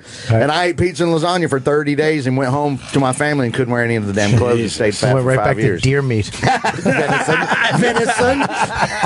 Awesome. Moonshine and deer meat. Yeah. That was the name of my second comedy album. Vic is eating all that shit, right? You've had some of that shit. Squirrel. Ugh. Let's get to the end of the Hillary Clinton clip here. Shut up, fucking ugh. I like Kilome Davis. Yeah. Who's this guy? Now, they had about 8 hours of speeches yesterday. They spent most of their time attacking me and President Obama rather than making any kind of argument about the future we want to build for our country. We can do a lot better than that. Because together we're going to build an economy that works for everyone, not just those at the top. The point that's hypocrisy. The point she's making, a lot of people are noticing with this convention that they're not talking as much pro-Trump. They're really just focusing on they're not how saying bad what they're going to do. Yeah, and that is becoming an issue in the Republican Party and people that want to step forward and vote for Trump and support him. Well, they have to knock her down, though. They kind of have to because they think probably right now she'll beat him. Well, it's also working. Right. Maybe. But there's usually... once something works, they do it until it's done, But it's concerning because they usually have a balance. And they're seeing no balance here, that they're not really saying... they should be saying a lot more pro-Trump Here's his foreign policy. Right, Here's his economy. Here's his unemployment. Blah, blah, blah. Right. Fucking foreign policy. They're a little worried about that. Fucking Trump's foreign policy. They're a little worried about that, for real. Have you seen the Melania comparisons to Caitlyn Jenner? People were putting that up side by side. Caitlyn Jenner. I haven't seen this yet. Melania is very attractive. But in that white dress, it was very similar to Caitlyn Jenner in the white dress. Please find that. And people were putting it up. I saw it online where people were Where'd putting you see it it on the World Wide Web? On the World Wide Web. On the World Wide interweb. Interweb. On the interweb. Where'd you see it? That right there. Wow. Wow. Oh my Holy God! Fuck, that's too close. That's what I said. That's way closer than I thought it would be. My girlfriend told me this. I was talking to my girlfriend yesterday, and she goes, "I just thought this was weird." So she Googled it, and thinking, she goes, "I could not have been the first person to think of this." And as soon as she Googled it, that's what popped up. Squint your eyes. Yeah, exactly. It's a little too close. Yeah. It shouldn't be that close. Wow. That's wonderful. Yeah, exactly. Thank you, Paul. That's a wig that she's wearing, right? Caitlin? I don't know if that's her hair or not. I think she let her hair grow out. That's her hair? I don't know, maybe. Yeah, she started getting her hair, hair growing out before she did everything else, before she transitioned. I don't know what And now she she's got, I'm sure, the extensions. So Trump Jr. was good? He was good. He was definitely good. Talked about killing leopards. I think most people would say he was very good. My mom, again, I checked in with my mom at the end of the night last night, and she's like, I think he ought to be running. I'd vote for him. I think people like him. I think he's way more level-headed than his old man. He won over 83-year-old Gloria Henley in Oxford, Alabama, that's for sure. That's hard. That is hard to do. No, she's tricky. My mother's a hard ass. You don't believe me. My mother is a hard ass. Can we hear a little what he said? Can we hear a little I bit? want to hear a little bit. I like that. Yeah, he was good. What you got a God clip forbid for we- everybody? God forbid we're talking about it and you bring it up. What? No, I'm just busting his balls. Paul. I'm just fucking busting his Hey, I'm man, sorry. don't break balls. They're hard to replace. Hey, balls out, man. I'm between this now. I don't know what you just said. Balls out, man. It means it's fucking awesome, man. When you have your balls out, man. I'm gonna combat your characters with shittier characters. Balls out, man. I'm glad I'm sitting in the middle of this. Nick DiPaolo. You already said Where's that. Nick? Right here. All right, here we go. There he There he is. Just in time. Hi, Nick. Hi.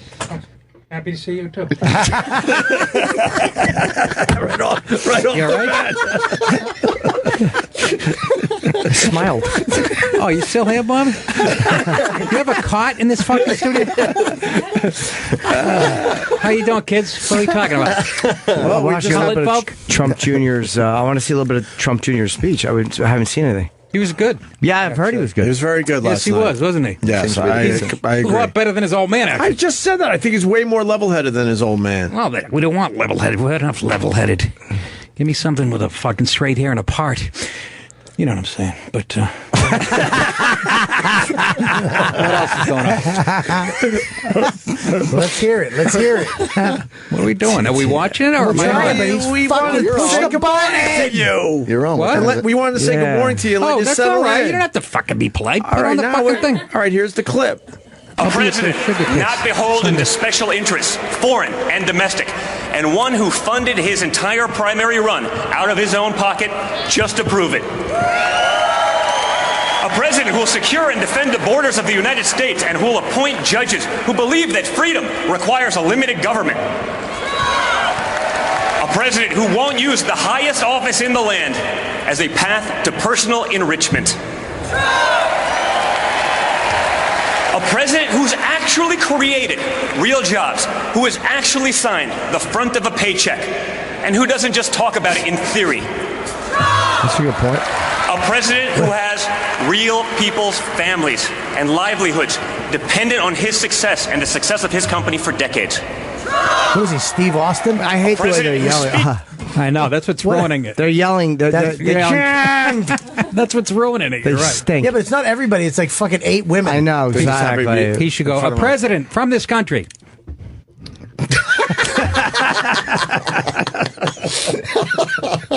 Imagine if he said that at the end. Nice U-turn.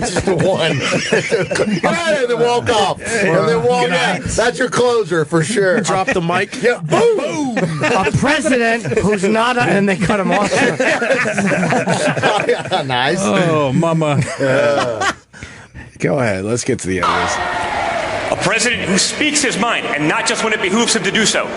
Who doesn't have to run a focus group or use data analytics to be able to form a simple opinion. Who says what needs to be said and not just what you want to hear.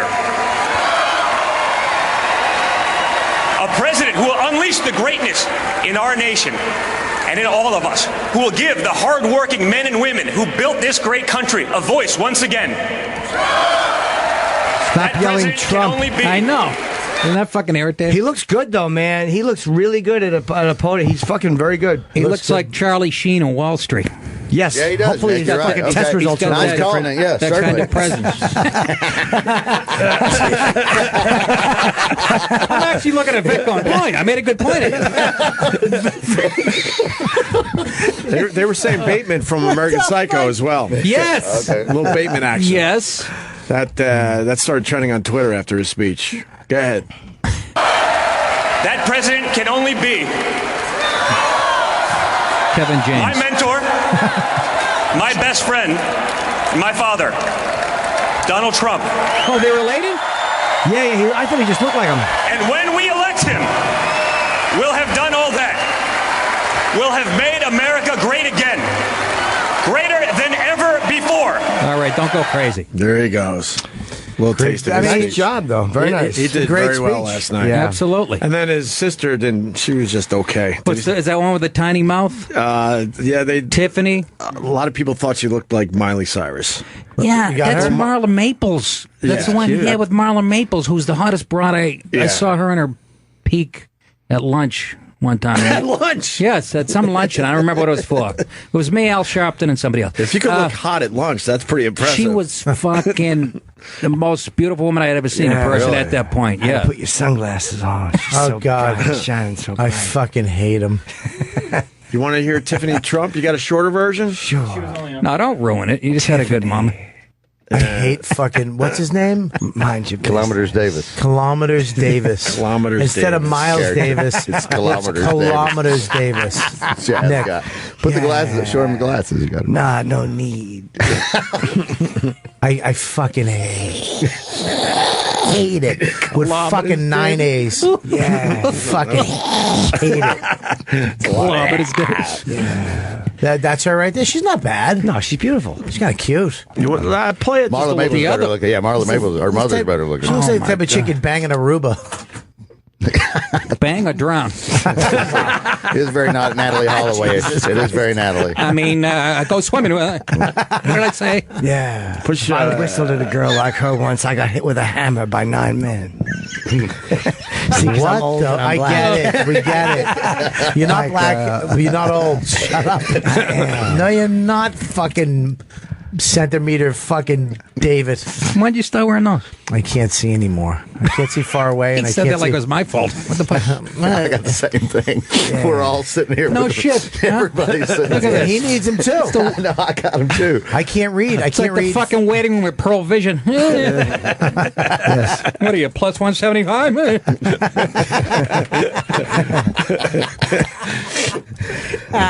No, I have reading glasses. I resist though. I got to get like a prescription pair, but that's the worst, man. I need them too. I know, I take them off when I see a hot chick in like a restaurant. Like I'm going to have a shot anyway. Well, that's why I got these, because you can leave them on, because the middle I can see, and I didn't want to have to do this when I watch TV, and I can't see, I can't read any of that text on the TV. It's all blurry. But you know, It these says are quit the bifocal. business. Some of What's it say? It says quit the business. Everybody else is jumping No, that's on the him. right. That's on the wall. I thought I would turn on him. It didn't work. It didn't work. No, it did. It did kind of. Just hurt more coming No, from I'm you. sorry, buddy. Because you're a Southern Belle. So you you went with the Harry Carey frames, I see. Yeah. Hey. He should be taking a bullet through those and fucking while getting a massage.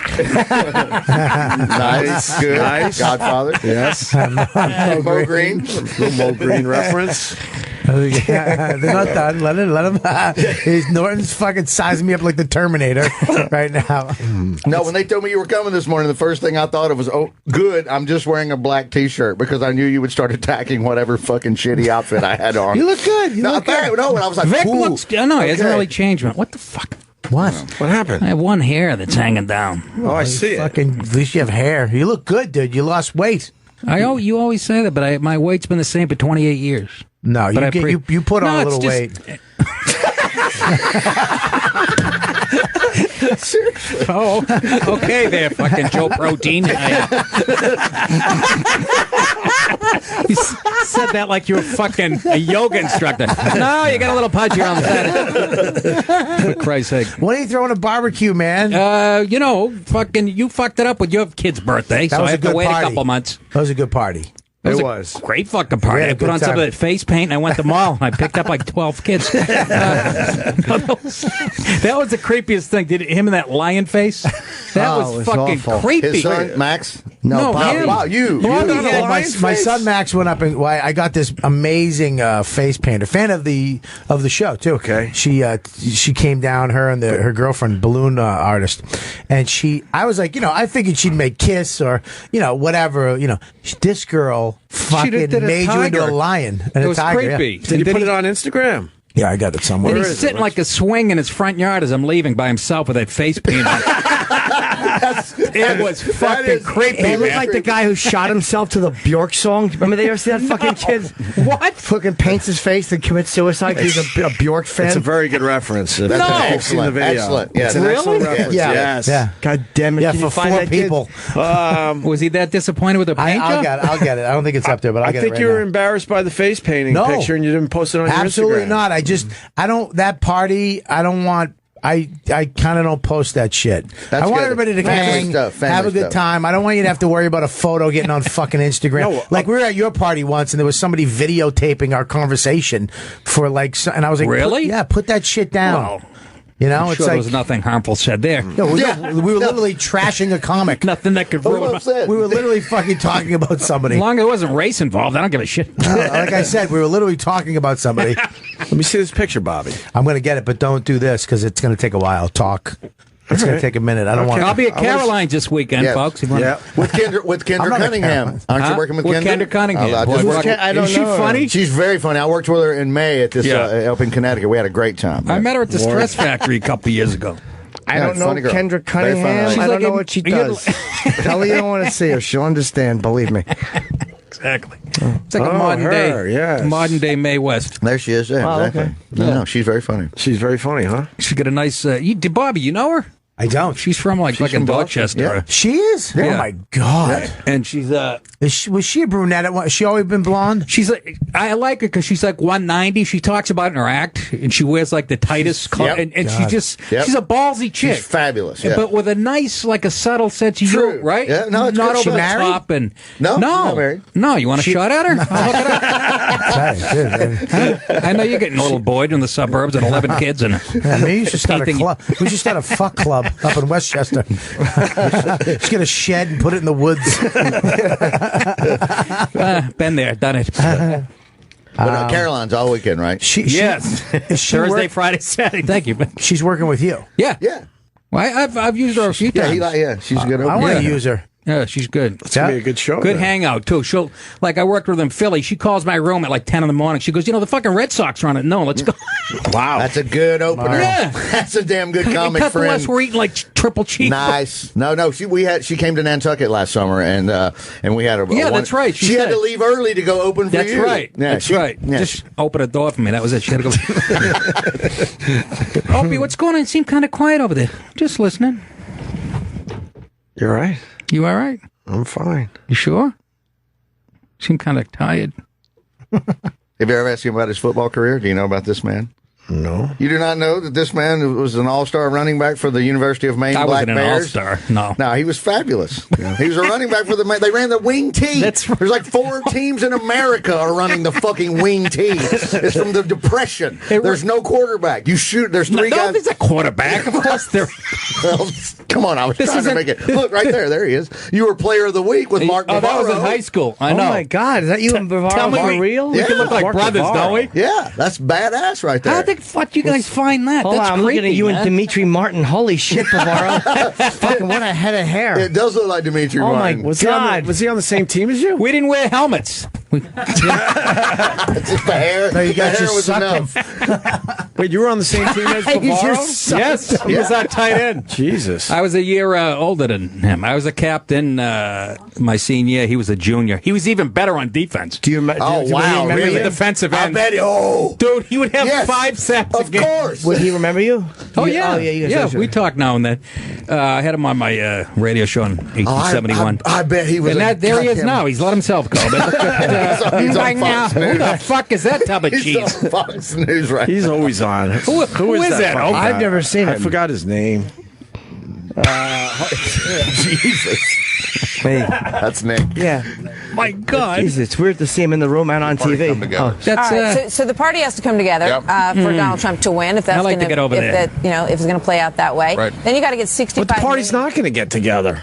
They're just not going to get together. Against Hillary, What they do you will. mean? What party? They will against Hillary. They have to. Well, I mean, just for their Hillary's own going to get survival. swamped, though. She's going to get crushed. Do you think I she's don't gonna know get about crushed? that. She's going to get. She's on the I don't know, wrong man. side of history. I don't There's know. going to be more tragedy. I hope not, but there's going to be more shit going on. Well, It's the going to more be before tragedy November. that happens certainly helps Trump. Yeah, and we well, all that's know that. Yeah, because she's on the wrong side of everything. The dumb cunt. Anyways, Do you not like Hillary? if she came in here right now, I'd grab her leathery nipples and Have you seen the kick bumper? her in the nuts. Have you seen the bumper sticker that says it's I heart Hillary Clinton, and then a tree, and then a musical note, and it's I love country music.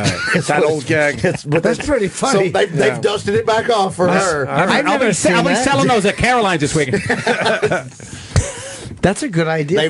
That's from like 10 years ago. Oh maybe, my God! but Who was the first person? I to use it? don't know. I saw it at a NACA conference where they want you to be. Wow. They expect the comedians to be really clean. I forgot who the guy was. It was some horrible comic, but he had the bumper sticker in his booth, and everybody was just drawing a line right down the middle of the room. He sold Everybody's out, like, I'm sure. absolutely. And his agent is just terrified, pulling his hair out. He goes, "You can't do a cunt joke for the They kids." should have had a picture of America and then it's free country music. Fuck him. I hate Cinnamon. What's his name? That's Kurt Cinnamon. Cinnamon? Kurt Cinnamon. Wow, dude, that's fucked up. Oh God, there's the Bobby picture. There's the Bobby Tiger picture. Look at that, Nick. See, you could have posted that without anyone else in the photo. How scary is that? That is Put that on your frightening. Instagram. Just crop it. And look at the poor guy in the background waiting to be cornholed in the driveway. That's the we hired Ben and Jerry's to come. Yeah. And you can have as many Sundays as you want. Yeah. Apparently, he took advantage. Look at that's wonderful, and Dude, that's some creepy. great makeup. That's a hell of a creepy job. on you. Yeah, I feel like a 12-year-old in his bedroom, and they're looking in. I feel like 11? Norton just bought me at a mall. Did your son have a weird reaction to this, or he thought it was cool? He loved it. He's the one who went up first, and he got the same exact thing. Okay, good. And he loved it. And he came down, and then I got it because he got So it. that's like a Tiger King. Yeah, I just got it because he got it. Your son and he got the loved it. Dorothy thing from The Wizard of Oz, is that right? You got to post that. What? Just crop it. Okay. That's pretty amazing. That's a cool thing, Bobby. No, yeah, I'd love to. That's Yeah, some good who's work. that? You and that handsome stud there with the sunglasses? You're there with kilometers. It looks like kilometers. Yeah, hey man, there's a big fat tiger next to me. I fucking will. I will not put that. I will not put kilometers. I should shoot this thing and make a giant rug. I fucking hate You should him. put me and jazz legend Kilometers Davis at my son's birthday party. We can't believe he showed. He did a guest set. Yeah, and then find the kid who shops up with the Bjork makeup. Everybody on the screen's like over 450. Jesus Christ. Look at McCallum. She's looking good today. Ouch. I'm still on the Bavaro is playing defense. The sports man. I bet They that used was to some try to- great shit to watch in high school. Vic, it was like, remember when Herman Munster would play sports and he had that super strength? Yes. They used to triple team him. They tried three guys trying to block, and he'd push them into the. He'd reach over them and grab the quarterback Yes. and pull all of them down. I love that. Oh my God. I love the men against boys. I know you do. Bjork So does a Norton. That's it right there. No, if you go down. Yeah, go back The right reference there. Jimmy made, right? Complete Yeah. video diary. Right I there, don't know. yes. This is the This guy. is a dumb reference. That's somebody. That was before the he shaved makeup. his head. That's 96. And put the makeup on. Yeah. So you could just kind of zip in there. Yeah, maybe. I don't know we're what not he's gonna doing. find I it. don't know. What does he do? I don't know. No. He was obsessed with Bjork. And then he committed suicide, right? On camera, yeah. And yeah, he made On this camera? video. Made this video talking about how much he loved her, and then He seems like a normal guy. He's squeezing his cheeks. Oh my Showing God, his that's teeth. fucking weird. That's what I do with him. He's just doing skin exercises. I do those. He was a fucking whack job. Oh, good time to get your shirt off. Oh, Jesus Christ. Okay, here's where he's going to Now paint he's his putting face. on the makeup. Yeah.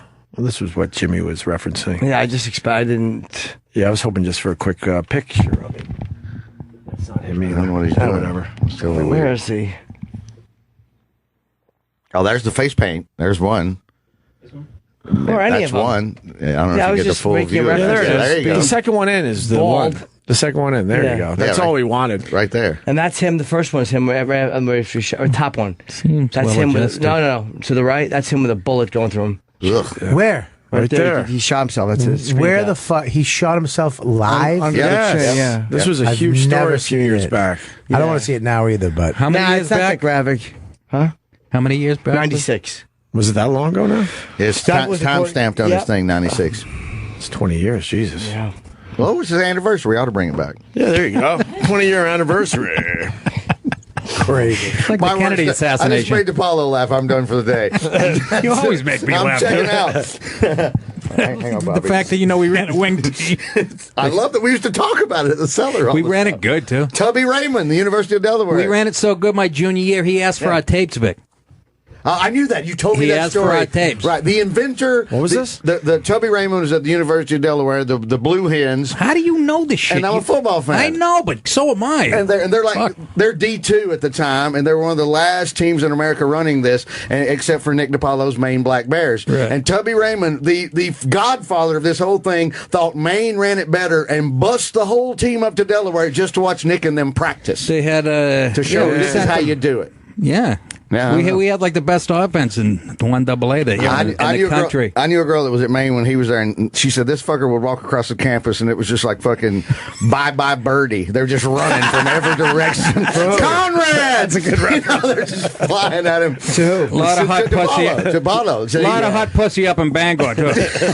Well, he's walking through. The hair's still dark. He's all in shape.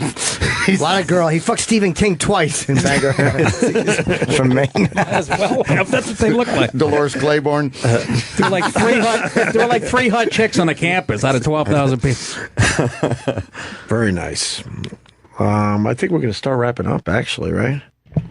I got to go. I mean, what time is it? It's getting close. Fine enough. Hey, you know. Oh, it's 10:22. 10:22. How was Boomer and Carton? What do you guys talk about? Just sports? Do they know your wing tee history? Huh? They don't. No. See, and it's a goddamn sports show, and they don't even know and that. they didn't know your history. They didn't. No. But it was fine. You know, we talk every time I go in, we talk about Boomer bullying Anthony Cumbia. It goes back to that every time. What happened? That's the go-to. Oh, Yeah. he bullied. Yeah, I heard about that. Yeah. Boomer punched Anthony and The head broke his Really hand. hit him? No, Anthony broke his hand on Anthony punched Boomer and broke his hand. I Or his ruined, wrist. I ruined his story. I said I got sucker punched by Joe Montana. in high school. I only met Boomer once, but I like Craig Carton. Yeah, Good guys. He was actually did the UFC thing for Spike, or the MMA thing for Spike. Oh, for a did minute. he? He was one of the first guys to do an MMA show. News show. They had him do it. Yeah. Oh, I didn't know that. Yeah, him and a couple of the UFC guys. Oh, okay. On Spike. Oh, we should have him When in. UFC was on Spike. Boomer. I bet Boomer's cool. Yeah. Yeah. Good guys. They I like both, them. they both have Norman. been great over the years. Norman Esiason. No, yeah, That's his name. That's I think. right. Something like that. Oh, yeah. Don't call him Norman. And he No, used- but I'd go to Boomer too if it was Norman. Yeah. I think it's even worse than Norman, isn't it? Isn't it Sharon? No, it's not. It's something Norman. like that. Is it Norman? It's definitely Norman, Norman, I'm yeah. sure. Yeah, Or is it Kevin? he was a And fucking he made it clear, beast. don't ever call him Norman. He was a beast. And he was at considered a Maryland. big quarterback. Now look at him. He's Yeah. today he's like average. He's monsters at quarterback. He was my senior year at Auburn. 6'5", though? That's big, man. He's 6'5". That's big. It's still big. He's a thick fella. Yeah, but 220 today they're like quarterback's bigger? 260. Are Oh they my really? God, they're fucking huge. He Flacco's probably had a few 6'6". more pounds on him when he was playing. How though. big's Brady? 5'11", 180. Is he really? No, he's a big fucker. Yeah, he's too. like 6'5", Brady's like 6'4", yeah, 6'4", I think, 6'4", isn't he? right there, yeah, 6'4", 225. So you 6'4", gotta be 225. taller. You throw the ball over everybody's head. You're already 2 steps ahead of the game. That's why Peter Dinklage would I never hope, been I a hope good all your quarterback. characters fall down a well. Are you going to put them all together in a 8-man show or something? Yeah, I am. It's called something else no one will care about that I did. I think you're Long all right, title. Jimmy. It's a very long title. I know, but sometimes you just got to sum yourself up. I like You it. want to see lack of care? Come at the Carolines this week. Well, summer's tough. Autopilot? Summer's fucking You're saying you're just going to deadly. cruise? I just got myself with my glasses. No, I don't know. It could be good. I don't know. I'm hit or miss. You know I'm what I'm almost sold out in Ohio. Good for you. I'm lying.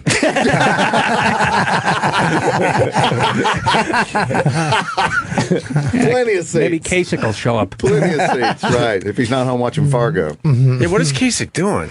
He's a fucking cunt. Holy I don't like fuck. him. I didn't like him. This whole thing's happening in his He's a head, sour and puss. he's just sitting home. But there, I mean, he's signed nowhere a to be pledge, seen. and he signed a pledge saying he would back Of whoever it course. was. What a piece of cheese Nowhere he is. to be seen. I help Reagan balance a budget. Good. Have you done anything this century, Yeah, Dick Cheese? Let's take it back to 82. Yeah, you know? I kind of respect the fact that he won't just follow the party line. I wish they were all that honest. You like someone, you stick with them. You know, I absolutely agree. How about being a team player, though? No? Nah, because if you Not kill after someone you in the beat the shit out primaries, of them. they, Huh? kill each- They beat the bash shit out each of each other in other the so primaries. bad, and then to becoming Okay, a but team if everybody player did that, seems- you'd never have you'd never get together. I thought that was Right? that was what was sad about McCain when he had to suck up to after Bush shit all over him forever. Then McCain had to walk out They've there. been and doing act this like that was forever. cool. We all know that. I hate it. I've always hated it. Yeah. Stick to your guns. You saying I shouldn't run for mayor of Westchester County? I'll be your campaign manager. Will you? Absolutely. You don't think this accent would get you a lot of votes in Oh, Westchester? Christ. I don't know. That's what I'm saying. Yeah. Not anymore. They think I'm Dominican up there. They're all confused. They have no idea. I have a Nissan. I souped it up. What? How about poor Flynn? He had to follow Melania and Rudy Giuliani. Did you see that? Rudy's speech was awful. It's like following both the Gallaghers. What? Rudy's speech was awful. You didn't like it? Oh, he's yelling. It's not. I've never seen Rudy do that. I think he hit. No, he was very animated. I think he might have had a few. Maybe. I really believe that. You think he loosened up liked a little the bit? speech. Greatness. Yeah, he was a little. He was a little over the top. Embarrassing. Shut up, Rudy. Somebody has to say it. Nobody's fucking listening out there. Bob Kelly tomorrow through Saturday, Punchline in Philly. New Punchline, Philly. Try I'm to very go see excited. Bobby if you don't No go down to the fucking shore. try. Where in Listen, Philly? They might be going down to the shore. Yeah, But brand saying new if they're clubs. staying home this weekend, go Wait. see Bobby at the Punchline in Philly. You cut your helium ties? Well, I barely had helium ties. New club. No, I actually meant same helium. The Punchline in San Fran opened a club. Oh, great. So there'll be one in each coach. They won't use me. Fucking. I used to do the Punchline in San Francisco twice a year. Yeah, I know. They fucked for like 5 years. Wow. You had jokes back then. Wait a minute. Let's not fucking get into why. Okay. Vic is right on today. They probably can't afford you, man. They can't afford me. Well, you're right. I like that 17.5. 17.5, 5 shows. I'll come in on Wednesday. I mean 1,750. Anything else, Bobby? That's I got good? that. I got that. And then I got, of course, on my website, Robert Kelly, all my tour dates are up there. But I got August 30th, we're doing that Creeps with Kids thing. Could I be a part of that? No. That sounds dirty. And next week, I'm actually in San Antonio at the a club. LOL. Laugh out loud. LOL. It's a great LOL room. Do you like that It's a club? great room. You're going to have a good time. It's really fun. Yeah, it's a really good place. The so. name's, Last time- Can I record this and give it to my agent? More places for him to try to get you exactly. into. Fucking he doesn't even know about these places. That's a good I gig, call him. Hey, my buddies are doing this one next week. Want to get me in there? We have the same agent. Yeah, I know. Ow! Oh, that's right. Would you just hurt your hand? Yes, I did. Osteoporosis. Doing an act out? It's my puppet hand. All right, that's it. I'm out. I'm good. There you go. You're good? I'm good. I'm fine. Yeah. Vic Henley, go ahead. Comedy off Broadway, Lexington, Kentucky, August 3 through 6. So come down, bluegrass people. Yes. That's what they call the area, the bluegrass. I fucking love Vic Henley. Thank you, Bobby. I love you too. I've never have. What the fuck is wrong with us? Oh, you just posted the picture. Very good. You get to see Bobby in the Tiger face. the makeup, the tiger face. Tiger Holy Bob. Fuck, is that crazy? That's Anyway, wonderful, yeah. Jimmy's Judy flying listened out. to He's him got. roar. Sorry. It's okay. What? Capitol Theater tomorrow night in Columbus, You're a Ohio. tiger. Right. Roar. I don't even know how you fucking even put up with it. Columbus tomorrow night? Yes, sir. Jimmy. I'll be in the Capitol Theater. The Mouthful of Shame tour continues with a limp. I will also be. Who's opening for you? Kelsey Cook. I usually Kelsey. use. Yeah, Okay. she's very funny. What are you giving her? September 15th. I'll jump right in there. Minneapolis, September 16th. Pittsburgh. My dates have been rescheduled to those two. And then I got Montreal at the end of this month. And then September 24th is Toronto. And I'm going to be announcing Australia. I have to just get the exact date. Very cool. I've always wanted to go to Australia. Yeah. I've done the Melbourne Festival. That's I've outstanding. never done it. And then you do a tour around the They country asked me after. to- It's I really felt fun. bad. Just for I laughing. got a summer home down there. I've never been. No, you don't. Shut up, Chip. He's joking. And Nick's at Caroline's Yes. Thursday, Friday, and Saturday, right? And go to connectpal.com/Nick for my podcast. A fucking great podcast, man. It's catching on pretty. It's doing well. Yes, I'm actually excited about it. Nice And and nice. that's saying something. All right. Tomorrow, Mark Norman and Ari Shafir doing this show. Oh, a couple Without of us. And then Friday, it's What'd you say? Bennington. A couple of juice. And then Monday, you're doing it for us. Monday, I'm doing it. We're working out the show details. Who's going to be on? I'll be in. We're trying to get a very special guest to call in. You should get high end. You should get Earl Weaver. High end. Like high-end guest. high. Name a guest you think's high end. Charlie Weaver, Hollywood Squares. My wife. High Cliff Arquette. Cliff Arquette. Cliff Arquette's Charlie Weaver's real name. Is that right? Yes, he's Roseanne Arquette's granddaddy. What is this guy, Captain Google over here? He stays home and watches fucking game shows all day. He knew what offense we ran in Maine, for Christ's sake. Yeah. Fucking reason. That is scary. He's a savant. Yeah, he certainly is. So big guest. You Big guest. Name a big guest. Name a Hey, big Dennis, guest. what are you doing Monday, dude? That was You my call guess. in? That was my Bigger. guess. Bigger. Bigger. Bigger. John Davidson. Fran Tarkenton. Bigger. Bert Honvey. Oh, these are all dead guys, by the way. Fran Tarkenton's Michael alive. Landon. These are all cancer cases. I just named 3 guys who had cancer by accident. Is Bigger. it Chuck Woolery? Bigger. He's hard to get. Bigger. Megan Kelly. Bigger. Tom Selleck. Bigger. Louis Anderson. Oh, I know who. I know. Louis Anderson. No, I know who it is. Nope. Bigger. I know who it is. Greg Rogel. He's in Russell Peters' house in Malibu right now. Is he really? Yeah, he's just hanging out. No. Yeah, good. Probably cleaning his pool. Fuck Might him. be. Might be. Bigger. Bigger than. Oh, we're talking fat. No, we're talking fame. Okay, Ted Male or Danson's female? Ted Bigger. Male or female? Ted Danson's wife, Male. Mary Male. Van Okay. Stiergen. It's male. Bigger. It's male. It's not. Yeah, it's not a lady. We- It's not Louis Anderson. Bigger.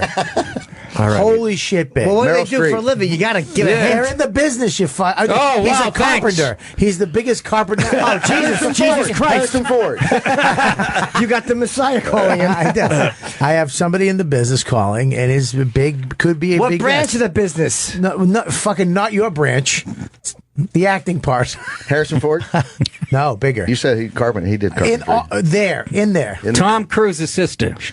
No, it's big. Elaine. In there. He said it's in the Harrison Ford category. Victor That's Mature. Fucking the original Samson. Now it's not a definite. I could be lying. Larry Storch. Yeah, bigger. Jerry Shepherdini. I fucking hate you. I hate Jerry Shepherdini. Ed McMahon. Charlie Callis. Charlie. That guy's good. Don't make me laugh. Nipsey Russell's manager. Gary Glitter. No, bigger. Jeff Ross. Ian Watkins from The Lost Prophets. No, nope. Wow. Wow. Movie. bad Oh, boy. I know. Matt Damon. Actually, a little bigger now. Oh, then the other one, his boyfriend, Ben Affleck. A little bigger. Oh, Matt Damon? Yeah. On par. But not a little bigger than Ben, but on par with Matt. Wahlberg. No. By the way, Ted I too get is a no. hilarious. I'm the only one that gets a fucking no instead of a bigger. Sorry, a little bigger. Oh, fuck you. What the fuck is wrong? Why do I get a no? I got it. Buddy, Robert Reed. The no. Buddy, this is your show. You're not going to tell. Don't fucking get insecure. I was fucking joking. I'm still joking too, you asshole. there Don't you yell go. cut in the middle of my fucking act out. What's going on here? Little tension I walked into? I'll go. Yeah. No, me and Opie have a thing we do. A thing. Yeah, we have a thing. What's it called? Sucking the life out of the room? End on that. See you soon. Bobby will be on live Monday. Monday with a bigger star. We're not going to find out who? I'll Come tell on, you right you now. chubby fuck. It's Kevin.